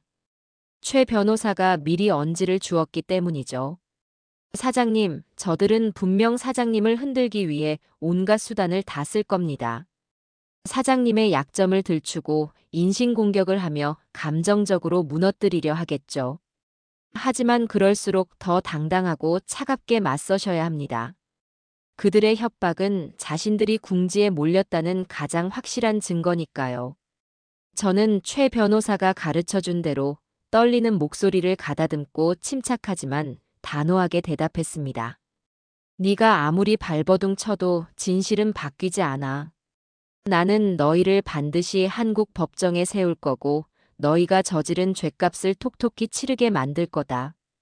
법이 얼마나 무서운지 뼈저리게 느끼게 해주마. 최 변호사는 이 통화 내용들을 모두 녹음하여 법원에 제출할 중요한 증거로 기록했습니다. 그리고 제게 환하게 웃으며 설명해 주었죠. 사장님 보세요. 돈줄이 막히자마자 저들은 기다렸다는 듯이 서로에게 책임을 떠넘기고 각자 다른 방식으로 사장님을 압박하고 있습니다. 이제 저들의 견고했던 공조는 완벽하게 깨졌습니다. 우리는 이제 저들을 한국으로 불러들여 서로가 서로를 물어뜯게 만들 겁니다. 그는 곧바로 인터폴에 수사 공조를 요청하고 외교부를 통해 범죄인 인도 청구 절차를 밟기 시작했습니다. 동시에 지연이의 과거 행적을 끈질기게 추적했죠. 그는 며칠 밤낮으로 수소문하고 잠복한 끝에 과거 지연이에게 비슷한 수법으로 결혼 사기를 당했던 또 다른 피해자를 찾아내는데 성공했습니다. 그 피해자는 처음에는 지연의 보복이 두려워 증언을 거부했지만 최 변호사의 끈질긴 설득과 이번에야말로 저 악마 같은 여자를 감옥에 보내야 한다는 제 눈물 어린 호소에 결국 우리 편에 서서 법정에서 모든 사실을 증언해 주기로 약속했습니다.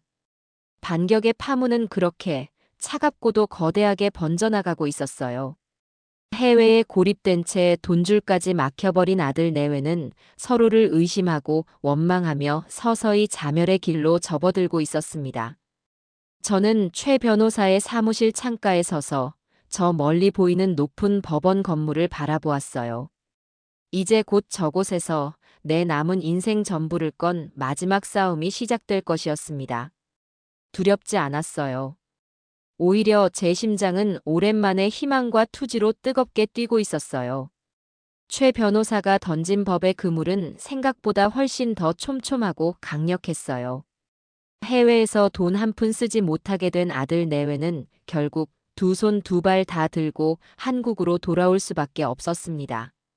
범죄인 인도 절차가 신속하게 완료되어 그들이 인천공항을 통해 입국하는 날짜와 시간이 정해졌죠. 최 변호사는 이 절호의 기회를 결코 놓치지 않았습니다. 그는 제게 이번 싸움에서 여론이 얼마나 중요하고 강력한 무기가 될 수 있는지를 차분하게 설명해 주었어요. 사장님, 이 사건을 단순한 모자간의 돈 문제로 보이게 해서는 안 됩니다. 그렇게 되면 사람들은 그래도 자식인데 너무한다며 오히려 사장님을 비난할 수도 있어요. 해외에서 초호화 생활을 즐기던 악질 사기꾼 부부가 결국 피해자인 늙은 어머니의 피눈물 어린 호소 끝에 법의 심판을 받기 위해 강제 소환되었다는 구도를 만들어야 합니다. 대중의 분노가 저들을 향하게 해야 재판에서도 우리에게 절대적으로 유리한 고지를 점할 수 있어요. 그는 평소 알고 지내던 몇몇 언론사의 양심적인 기자들에게 익명으로 이 사실을 제보했고 기자들은 대열을 만난 듯 들썩이기 시작했습니다. 아들 내외가 입국하던 날, 인천공항 입국장은 그들을 기다리는 기자들로 그야말로 인산인해를 이루었습니다.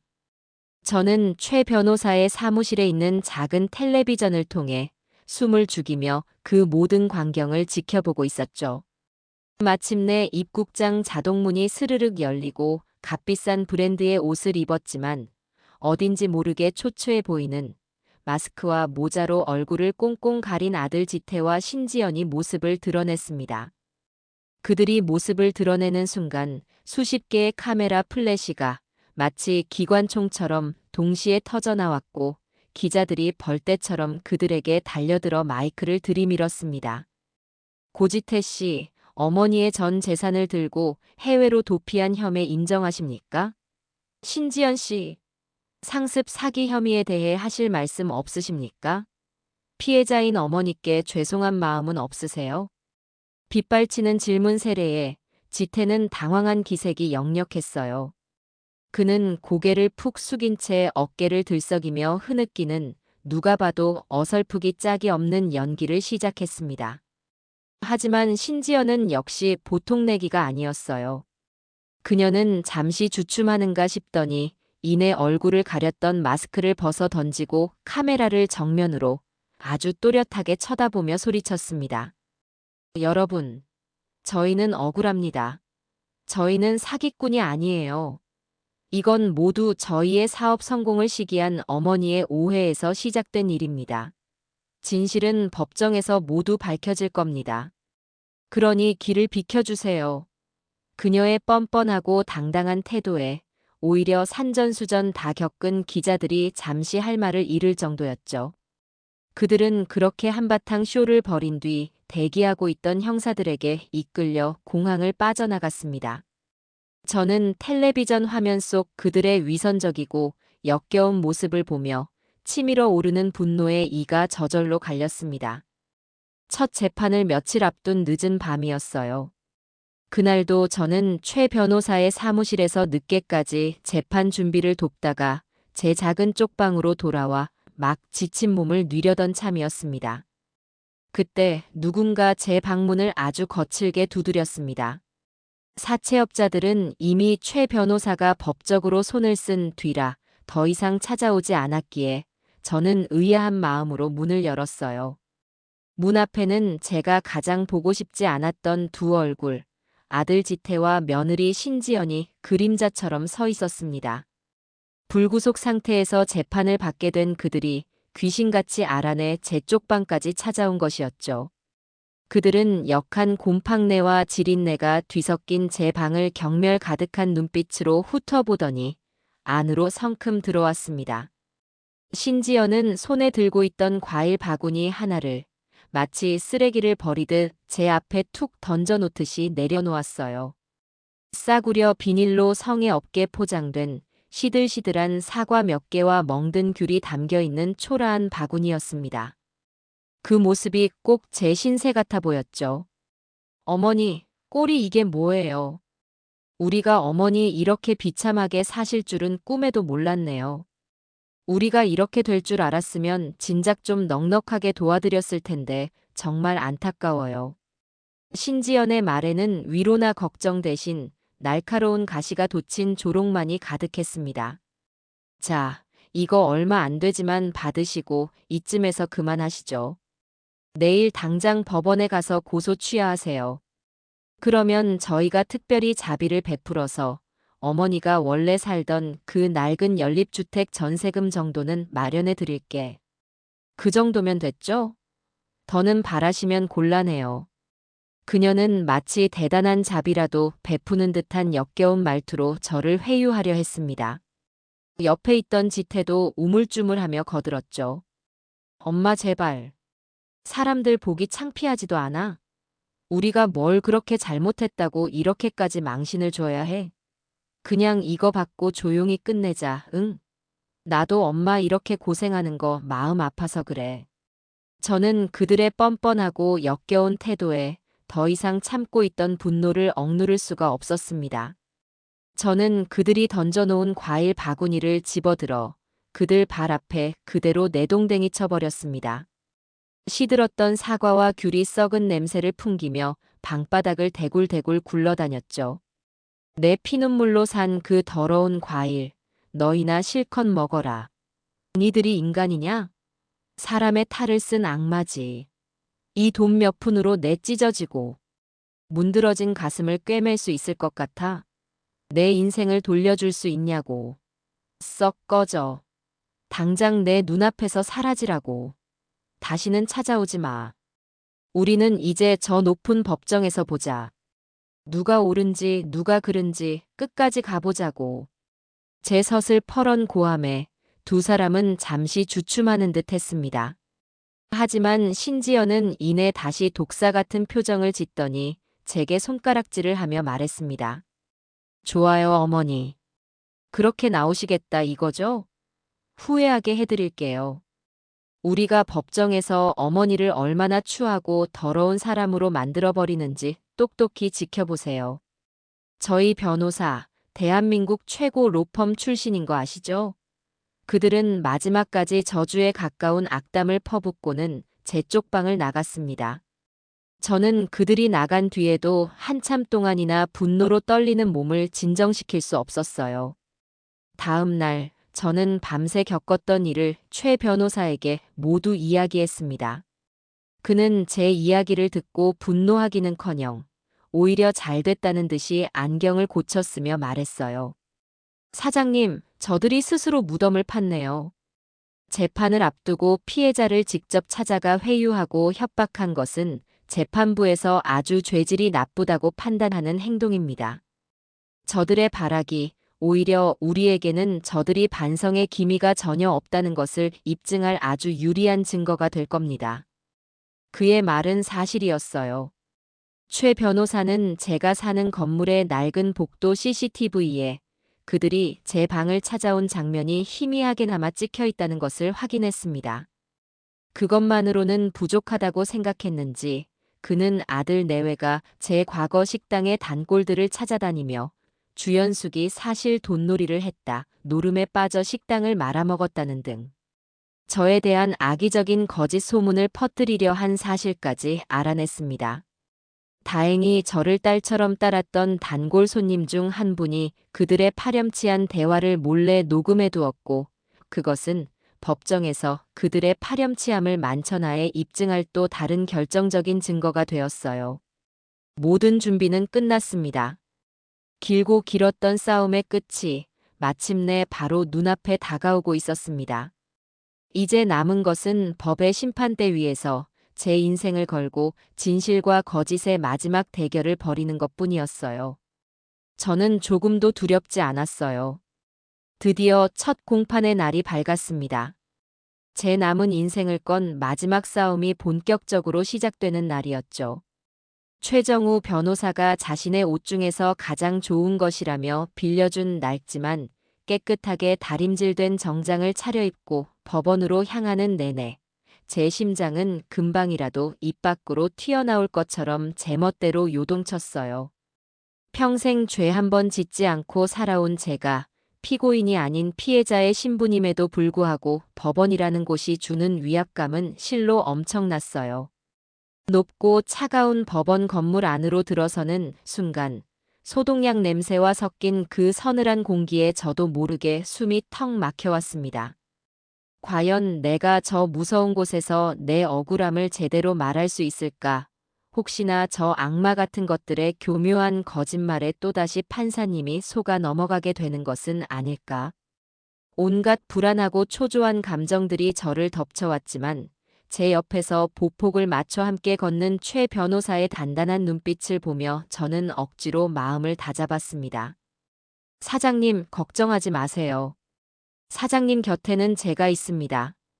우리는 진실의 편에 서 있고 진실은 반드시 승리합니다. 그의 나직하지만 힘있는 목소리가 제게 작은 용기를 주었어요. 재판정 안은 생각했던 것보다 훨씬 더 차갑고 정적이었습니다.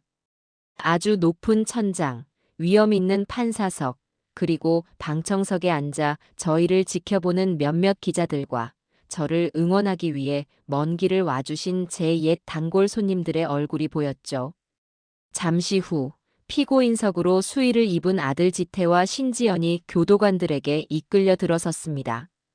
한때는 제 눈에 넣어도 아프지 않았던 제 아들과 진짜 딸처럼 여겼던 예비 며느리. 그들이 죄수복을 입고 초점 없는 눈으로 서 있는 모습을 보니 제 안에서는 복수심과 분노를 넘어선 알 수 없는 깊은 서글픔이 파도처럼 밀려왔어요. 하지만 저는 애써 고개를 돌려 그들을 외면했습니다. 더 이상 그들은 제가 알던, 제가 사랑했던 그 아이들이 아니었으니까요. 재판이 시작되고 가장 먼저 아들 내외가 선임한 대한민국 최고의 로펌 출신이라는 변호사가 입을 열었습니다. 그는 아주 유창하고 번지르르한 말솜씨로 마치 잘 짜인 연극 대본을 읊듯 새하얀 거짓말의 성을 능숙하게 쌓아 올리기 시작했어요. 존경하는 재판장님, 그리고 배심원 여러분. 이 사건의 본질은 교활한 사기꾼들의 탐욕이 아닙니다. 이것은 성공을 꿈꿨던 젊은이들의 서툴고 미숙했던 도전과 시대의 변화를 따라가지 못하고 자식의 독립을 인정하지 못한 늙은 어머니의 안타까운 오해가 빚어낸 한 가족의 비극입니다. 그는 저를 세상 물정 모르는 아들의 성공을 시기하고 아들이 자신의 통제를 벗어나 선택한 능력 있는 여자를 마음에 들어 하지 않아 사사건건 발목을 잡던 비정하고 집착 강한 어머니로 둔갑시켰습니다. 심지어 제가 식당을 담보로 보증을 서준 것마저 어머니 본인이 먼저 아들의 사업에 대한 지분 참여를 약속하며 성공 시 수익의 절반을 받는 조건으로 적극적으로 투자한 것이라는 하늘이 두렵지도 않은 터무니없는 거짓말로 포장했죠. 그의 말을 듣는 내내 저는 피가 거꾸로 솟고 온몸이 분노로 떨려왔습니다. 피고인석에 앉은 지태는 그의 말이 사실이라는 듯 고개를 푹 숙인 채 동조하고 있었고 신지연은 오히려 자신이 일방적인 피해자인 양 눈물을 글썽이며 동정심을 유발하는 역겨운 연기까지 펼치고 있었어요. 마침내 제 차례가 되었습니다. 증인석으로 걸어나가는 그 짧은 거리가 마치 수만 리 가시밭길처럼 멀고 고통스럽게만 느껴졌어요. 저는 떨리는 목소리로 선서를 하고 자리에 앉았습니다. 먼저 최 변호사가 저를 신문하기 시작했어요. 그는 제가 극도로 긴장하고 있다는 것을 알고 일부러 재판과 관련 없는 질문부터 던지며 제 마음을 편안하게 해주려 애썼습니다. 사장님, 처음 연숙식당을 여셨을 때가 기억나십니까? 그때 참 힘드셨죠? 아드님은 사장님께 어떤 아들이었나요? 어렸을 때 가장 기억에 남는 순간은 언제였는지 말씀해 주시겠어요? 신지연 씨를 처음 며느리감으로 소개받았을 때 기분이 어떠셨나요? 그의 따뜻하고 차분한 질문에 대답하며 저는 30년이 넘는 기나긴 세월을 거슬러 올라갔습니다.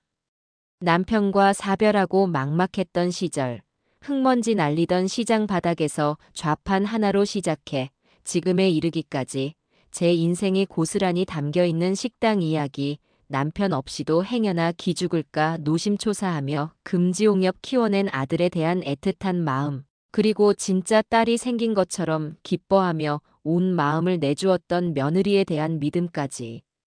제 이야기는 화려한 언변 없이 투박하고 어눌했지만 그 안에는 그 누구도 흉내낼 수 없는 제 삶의 진심이 담겨 있었습니다. 문제는 상대 측 변호사의 반대 신문이었습니다. 그는 마치 굶주린 하이에나처럼 제 이야기의 작은 틈이라도 비집고 들어와 저를 물어뜯으려 달려들었어요. 그는 아주 교활하고 집요하게 저를 몰아붙이기 시작했습니다. 증인은 아들이 데려온 신지연 씨를 처음부터 마음에 들어 하지 않았다고 하셨죠? 증인의 마음에 드는 여자와 결혼하지 않아서 홧김에 아들의 사업을 망치려고 이런 일을 벌인 것 아닙니까? 증인은 식당 운영이 어려워져서 빚이 많았다고 들었습니다.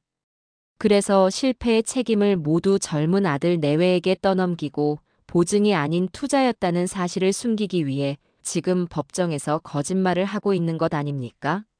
그는 교묘하게 사실을 왜곡하고 제 말을 비꼬며 저를 파렴치하고 속물적인 거짓말쟁이로 만들려 했습니다. 저는 당황하고 분해서 얼굴이 새빨개졌지만 법정에 들어오기 전 최 변호사가 제 손을 잡고 해주었던 말을 필사적으로 떠올렸습니다. 사장님, 저들은 사장님을 화나게 해서 이성을 잃게 만들 겁니다. 그게 저들의 전략입니다. 절대로 넘어가지 마세요.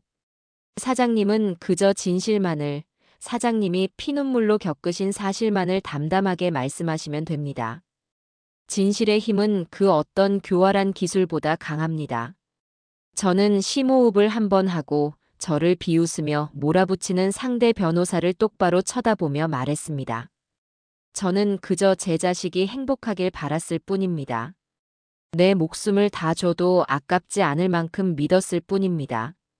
그런데 저것들은, 저 피고인석에 앉아있는 저것들은 제 믿음을 배신하고 제 인생을 송두리째 훔쳐갔습니다. 그리고 저는 최 변호사의 마지막 질문에 대답하기 위해 제 거칠고 상처투성이인 두 손을 증인석 위로 들어보였습니다. 방청석이 술렁이었지만 저는 아랑곳하지 않고 말을 이었습니다. 존경하는 재판장님, 저는 돈도 없고 배운 것도 없는 무식한 늙은이입니다. 그래서 제가 가진 증거라고는 이것밖에 없습니다. 방청석은 물을 끼얹은 듯 조용해졌습니다. 이 손으로 30년간 국밥을 말고 찌개를 끓여 자식을 키웠습니다. 이 손으로 제 인생을, 제 자부심을 일구었습니다. 판사님, 제 모든 인생이 바로 이 손에 다 있습니다. 저것들은 바로 제 인생을 통째로 훔쳐간, 결코 용서받을 수 없는 도둑놈들입니다. 제 진심 어린 절규에 딱딱하기만 하던 법정 안에는 무거운 침묵이 흘렀고 방청석 여기저기서 훌쩍이는 소리가 들려왔습니다. 제 증언이 끝나고 최 변호사의 서슬 펄언 진짜 반격이 시작되었습니다. 그는 먼저 아들 내외가 제 돈으로 해외에서 얼마나 사치스럽고 호화로운 생활을 했는지를 보여주는 수십 장의 증거들을 차례로 제시했습니다. 요트 위에서 샴페인을 터뜨리는 사진, 명품 쇼핑백을 산처럼 쌓아두고 찍은 사진, 최고급 호텔 레스토랑의 수천만 원짜리 영수증 내역들이 법정의 대형 스크린을 가득 채웠습니다. 이어서 그는 제가 받았던 조롱의 전화통화 녹취록을 법정 전체에 재생했습니다. 어머니, 저희 덕분에 이제 힘든 식당 일 안 하셔도 되겠네요. 거기서 푹 쉬세요. 호호. 지연이의 낄낄거리는 웃음소리와 잔인한 목소리가 재판정 전체에 울려 퍼지자 방청석에서는 경악의 탄식과 욕설이 동시에 터져나왔어요. 판사마저도 미간을 찌푸렸고 지연이의 얼굴은 새하얗게 질려갔죠. 그리고 최 변호사는 제가 가장 기다렸던 마지막 카드를 꺼내 들었습니다. 바로 신지연의 과거 사기 행각에 대한 증인이었죠. 증인석에 선 희끗한 머리의 중년 남자는 몇 년 전 신지연에게 결혼을 빙자한 사기를 당해 평생 모은 전 재산을 잃고 가정이 파탄 났던 과정을 눈물로 증언했습니다. 신지연이 그에게 접근했던 방식, 그에게 속삭였던 달콤한 말들, 사업을 핑계로 돈을 요구했던 수법까지 제게 했던 것과 소름이 끼칠 정도로 똑같았어요. 저 여자는 상습범입니다. 사람의 가장 순수한 마음을 이용해 그 사람의 인생을 송두리째 파멸시키는 사람의 탈을 쓴 악마라고요. 증인의 절규에 신지연은 결국 완벽했던 가면을 벗어 던지고 무너져 내렸습니다. 그녀는 아니야. 저 남자가 꾸민 거야. 다 거짓말이야. 라고 소리치며 발악했지만 이미 늦은 후였습니다. 마지막으로 피고인 신문 차례가 되었습니다. 최 변호사는 먼저 지태를 증인석에 세웠습니다. 그는 지태에게 어려운 법률 용어 대신 아들로서의 마지막 남은 양심에 호소하는 질문들을 던졌습니다. 피고인은 정말 어머니가 평생 일군 식당을 담보로 잡힐 때 아무런 죄책감이 없었습니까? 어머니가 쪽방에서 굶주리며 청소부로 일하고 있을 때 피고인은 명품 옷을 입고 최고급 레스토랑에서 무엇을 먹고 있었습니까? 최 변호사의 차분하지만 날카로운 질문에 지태는 처음에는 거짓말로 둘러대려 애썼지만 결국 자신의 죄책감과 엄청난 압박감을 이기지 못하고 어린아이처럼 오열하며 모든 사실을 자백하기 시작했습니다. 제가 잘못했습니다. 제가 다 잘못했어요. 하지만 이건 대부분 신지연이, 저 여자가 다 계획한 일이었습니다. 그의 비겁하고 파렴치한 폭로에 신지연은 자리에서 벌떡 일어나 그를 죽일 듯이 쏘아보았습니다. 그들의 추악하고 거짓된 성은 그렇게 법정 한가운데서 와르르 무너져 내리고 있었습니다.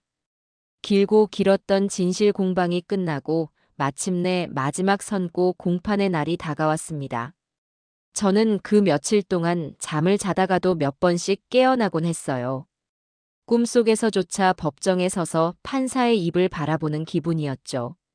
최정우 변호사는 제게 마음을 편히 가지라고, 우리가 할 수 있는 모든 것을 다 했으니 이제는 하늘의 뜻을 기다리는 수밖에 없다고 말했지만 초조한 마음을 다스리는 것은 쉽지 않은 일이었습니다. 제 길고 길었던 억울한 세월이, 그리고 저를 나락으로 떨어뜨린 저 파렴치한 인간들에 대한 단죄가 결정되는 날이었으니까요. 다시 찾은 법정은 지난번보다 훨씬 더 많은 사람들로 가득 차 있었습니다. 이 사건에 대한 세간의 관심을 증명하듯 기자들과 방청객들로 발 디딜 틈이 없었죠. 먼저 검사의 최종 구형이 있었습니다. 검사는 이 사건이 단순한 금전 사기 사건이 아니라 부모의 맹목적인 신뢰와 애정을 악용하여 한 사람의 인생을 뿌리부터 파괴한 반인륜적인 범죄임을 다시 한번 강조하며 아들 지태와 신지연에게 각각 법이 허용하는 최고 수준의 무거운 형량을 구형했습니다. 이어서 아들 내외 변호사의 최후 변론이 시작되었죠. 하지만 이미 모든 증거가 만천하에 드러난 상황에서 그가 할 수 있는 것은 많지 않았습니다. 그는 피고인들이 아직 젊고 인생의 큰 실수를 저질렀지만 깊이 뉘우치고 있다는 점, 그리고 피고인 고지태의 경우 신지연의 적극적인 가담 요구에 어쩔 수 없이 끌려간 점 등을 참작하시어 사회에 다시 봉사하며 살아갈 마지막 기회를 달라는 힘없고 궁색하기 짝이 없는 변명만을 늘어놓을 뿐이었습니다.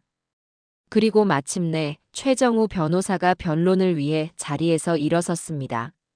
그는 먼저 방청석 맨 앞줄에 앉아있는 저를 한번 지그시 바라본 뒤 차분하지만 그 어느 때보다 힘있는 목소리로 말하기 시작했습니다. 존경하는 재판장님, 그리고 이 자리에 계신 모든 분들. 저는 오늘 이 자리에서 피고인들에 대한 강력한 처벌만을 요구하기 위해 선 것이 아닙니다. 저는 오늘 이 사회에 아직 정의가 살아있다는 것을, 그리고 한 인간의 짓밟힌 존엄성이 법에 의해 어떻게 다시 세워질 수 있는지를 확인받고 싶어 이 자리에 섰습니다. 그는 30년 넘게 땀과 눈물로 작은 식당을 일구어온 한 평범하고 성실한 어머니의 삶과 그 거룩한 삶을 송두리째 짓밟아버린 아들 내외의 잔인하고 기생충 같은 행각을 다시 한번 극적으로 대비시켰죠. 피고인들은 단순히 어머니의 돈을 훔친 것이 아닙니다. 그들은 어머니의 시간을, 어머니의 믿음을, 그리고 어머니의 삶 그 자체를 훔쳤습니다. 피고인 신지연은 상습적으로 사람의 가장 순수한 선의를 이용해 그 사람의 인생을 파멸에 이르게 한 우리 사회에서 반드시 격리되어야 할 위험하기 짝이 없는 인물입니다. 그리고 피고인 고지태는 세상 그 무엇과도 바꿀 수 없는 어머니의 맹목적인 사랑을 이용해 자신의 저급한 욕심을 채운 천륜을 저버린 아들입니다. 존경하는 재판장님, 이러한 자들에게 법의 관용을 베푸는 것은 앞으로 우리 사회의 제2, 제3의 주연숙을 만들어내는 것과 다름없습니다. 부디 이들이 저지른 죄의 무게에 합당한 차갑고도 엄중한 심판을 내려주시기를 간절히 바랍니다. 최 변호사의 진심이 담긴 변론이 끝나자 법정 안에서는 나지막한 탄식과 함께 저도 모르게 조용한 박수 소리가 터져 나왔습니다.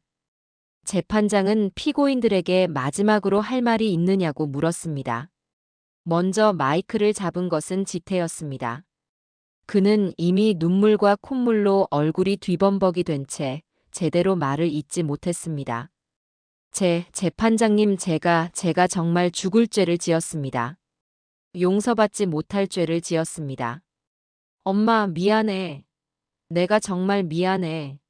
내가 나쁜 놈이야. 다 저 여자 신지연이 저 여자가 나타나기 전까지는 안 그랬는데. 그는 결국 바닥에 주저앉아 어린아이처럼 울부짖으며 용서만을 빌 뿐이었습니다. 반면 신지연은 모든 것을 체념한 듯 오히려 차갑고 냉소적인 표정으로 마이크 앞에 섰습니다. 그녀는 자리에서 일어나 방청석에 앉은 저를 똑바로 쳐다보며 마지막까지 아기의 참말을 내뱉었습니다. 어차피 이렇게 된 거 할 말은 해야겠네요. 네, 제가 계획한 거 맞아요. 하지만 저 남자도 똑같이 즐겼어요. 저 남자가 어머니 돈을 더 쉽게 빼낼 수 있다고 부추겼다고요. 어머니 좋으시겠어요. 금지옥엽 키운 아들까지 제 손으로 감옥에 보내고 이제 밤에 두 발 뻗고 주무실 수 있겠네요. 그녀의 마지막 말은 사과가 아닌 제 심장에 박히는 저주에 가까웠습니다. 잠시 동안의 휴정한 뒤 마침내 선고의 시간이 다가왔습니다. 재판장이 다시 법대 위로 올라섰고 법정 안의 모든 사람들이 숨을 죽였습니다. 저 역시 마른 침을 삼키며 옆에 앉은 최 변호사의 손을 굳게 잡았어요. 판사는 피고인들에게 자리에서 일어날 것을 명령하고 장엄하고 무거운 목소리로 길고 긴 판결문을 읽어내려가기 시작했습니다. 피고인 신지연 고지태.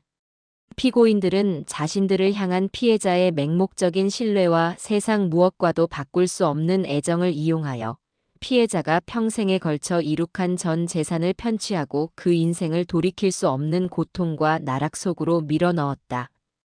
특히 피고인 신지연은 동종 전과가 있음에도 불구하고 자신의 잘못을 조금도 뉘우치지 않고 책임을 회피하는 태도로 일관하고 있으며 피고인 고지태는 인간의 가장 기본적인 도리인 천륜을 어버린 그 죄질이 극히 불량하다고 판단된다. 판사의 목소리는 낮고 엄중했지만 제 귀에는 마치 하늘에서 내리는 천둥 소리처럼 아주 크고 또렷하게 울렸습니다. 이에 재판부는 피고인들이 우리 사회의 근간을 이루는 신뢰와 가족애라는 가치를 무참히 짓밟은 것에 대해 그리고 한 인간의 존엄성을 파괴한 것에 대해 법의 이름으로 엄중한 책임을 묻지 않을 수 없다. 주문, 피고인 신지연을 사기 및 사문서 위조 등의 혐의로 징역 10년에, 피고인 고지태를 존속 사기 등의 혐의로 징역 7년에 처한다. 땅.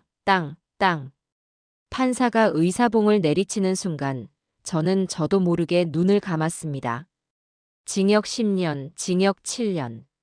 그 단어들이 제 머릿속을 수없이 맴돌았습니다. 신지연은 말도 안 돼. 내가 왜 10년이야? 라고 소리치며 발악했고 지태는 그 자리에 그대로 주저앉아 실성한 사람처럼 허탈하게 웃기 시작했습니다. 법정은 순식간에 아수라장이 되었죠. 기자들의 카메라 플래시가 미친 듯이 터졌고 방청석에서는 속이 다 시원하다. 판사님 감사합니다. 라는 외침이 터져나왔습니다. 법정 경위들이 두 사람에게 다가가 차갑고 육중한 수갑을 채웠습니다. 그들이 법정 밖으로 끌려나가던 바로 그 순간 지태와 마지막으로 눈이 마주쳤습니다. 그의 눈빛은 애원과 원망, 그리고 뒤늦은 후회가 뒤섞여 있었지만 제 눈에는 더 이상 아무런 감정도 담겨 있지 않았어요. 저는 그저 난생 처음 보는 낯선 죄수 한 명을 바라보듯 아무런 표정 없이 그를 마주 보았습니다. 그것이 저와 한때는 제 아들이었던 그 아이와의 진짜 마지막 작별이었습니다. 모든 것이 끝났다는 안도감과 제 손으로 자식을 감옥에 보냈다는 기묘한 슬픔이 뒤섞여 뜨거운 눈물이 뺨을 타고 하염없이, 정말 하염없이 흘러내렸어요. 재판이 끝나고 며칠 동안 저는 마치 오랫동안 심한 독감을 앓은 사람처럼 잠만 잤어요. 길고 길었던 그리고 지독했던 악몽에서 겨우 깨어난 기분이었죠. 온몸을 짓누르던 거대한 돌덩이가 사라진 듯 몸은 날아갈 듯이 가벼웠지만 동시에 마음 한구석에는 찬바람이 숭숭 드나드는 커다란 구멍이 뚫린 듯 허전한 기분도 들었어요. 그 허전함은 아마 제 손으로 직접 끊어낸 자식이라는 인연의 무게 때문이었을 겁니다. 최정우 변호사는 그런 제 마음을 아는지 매일같이 제 작은 쪽방을 찾아와 죽을 끓여주고 약을 챙겨주며 제 곁을 묵묵히 지켜주었습니다. 그는 이제 제게 변호사가 아닌 하늘이 제게 다시 보내준 진짜 아들이나 다름없었어요.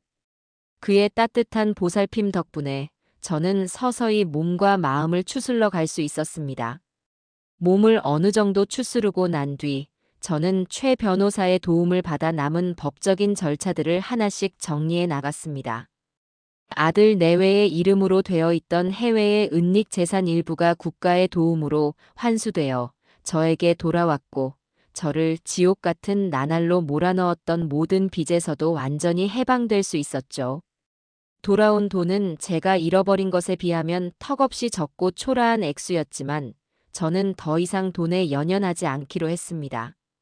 제가 되찾은 것은 단순히 돈 몇 푼이 아니라 제 이름과 명예, 그리고 앞으로 꿋꿋하게 살아갈 제 남은 인생이었으니까요. 그것만으로도 충분히 감사하고 또 감사했습니다. 교도소에 수감된 아들에게서는 거의 매일같이 편지가 날아왔습니다.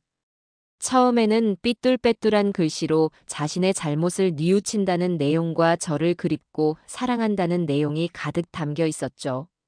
하지만 시간이 지날수록 편지의 내용은 자신도 지연에게 속은 피해자다. 어머니가 조금만 더 현명했더라면 이런 일은 없었을 것이다라는 식의 은근한 원망과 자기 변명으로 채워져 갔습니다. 저는 그 편지들을 단 한 통도 뜯어보지 않았어요. 그저 오는 대로 받아 창가 구석에 차곡차곡 모아두었다가 유난히 춥고 바람이 많이 불던 어느 겨울날, 최 변호사가 춥지 않게 겨울을 나라고 선물해 준 작은 화로에 넣어 모두 태워버렸습니다. 활활 타오르는 붉은 불꽃 속으로 아들의 위선적인 글씨가 까맣게 재가 되어 사라지는 모습을 보며 저는 제 마음속에 신락같이 남아있던 마지막 미련과 원망의 찌꺼기까지 모두 태워버렸습니다. 그걸로 된 것이었어요. 저는 되찾은 돈으로 예전처럼 크고 번듯한 가게가 아닌 제가 처음 장사를 시작했던 바로 그 시장 골목 안쪽에 아주 작고 허름한 가게를 하나 얻었습니다. 그리고 페인트 가게에서 직접 하얀색 페인트를 사다가 낡고 더러웠던 벽을 며칠에 걸쳐 깨끗하게 칠하고 락스를 풀어 바닥을 닳도록 닦았어요. 모든 준비를 마친 뒤 저는 제 손으로 직접 쓴 연숙식당이라는 작고 소박한 나무 간판을 가게 문 위에 걸었습니다. 예전처럼 크고 화려하지는 않았지만 그 어느 때보다 더 소중하고 자랑스러운 제 인생의 두 번째 성이었죠. 제가 다시 식당을 열었다는 소문은 금세 시장 전체로 퍼져나갔습니다. 처음에는 저를 외면하고 손가락질하며 상처를 주었던 이웃들이 이제는 미안하고 부끄러운 얼굴로 찾아와 사장님, 정말 고생 많으셨다. 우리가 생각이 짧았어. 정말 미안해요라며 제 손을 잡아주었습니다. 과일 가게 사장님은 가게 개업 선물이라며 가장 크고 좋은 과일 한 상자를 들고 왔고, 채소 가게 주인은 가장 신선하고 속이 꽉 찬 배추 한 통을 내밀며 다음에는 꼭 외상을 주겠다고 너스레를 떨었죠. 저는 그들의 사과를 너그럽게 받아주었습니다. 그들을 원망하고 미워하기에는 제게 남은 인생이 너무나 소중했으니까요. 제 작고 새로운 식당은 이내 예전처럼 따뜻한 사람의 온기와 정으로 다시 가득 차기 시작했습니다. 가게를 다시 연 첫날이었습니다.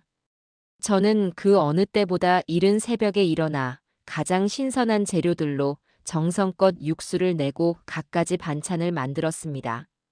제 손으로 다시 맛있는 음식을 만들고 사람들에게 대접할 수 있다는 사실이 꿈만 같이 행복하고 벅차게 느껴졌어요.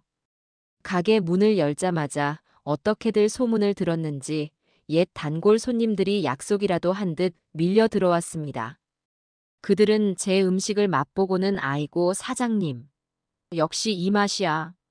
이 맛이 지난 몇 년간 얼마나 그리웠는지 몰라. 라며 아이처럼 기뻐하고 어떤 분들은 제 고생이 생각났는지 찌개 한 그릇을 앞에 두고 눈시울을 붉히기도 했죠. 하루 종일 눈코 뜰 새 없이 바쁜 장사를 마치고 마지막 손님까지 배웅한 뒤 저는 텅 빈 가게 의자에 앉아 잠시 숨을 돌리고 있었습니다. 고된 하루였지만 제 마음은 그 어느 때보다 평화롭고 충만했어요. 그때 식당 문이 열리며 이제는 제게 아들보다 더 아들 같은 최 변호사가 환한 얼굴로 들어섰습니다. 사장님, 제가 너무 늦었죠? 오늘 재판이 좀 늦게 끝나서요. 아직 식사되나요? 그는 이제 제게 손님이 아닌 가족이었지만 저는 세상에서 가장 소중한 손님을 대하듯 기쁜 마음으로 앞치마를 둘러맸습니다.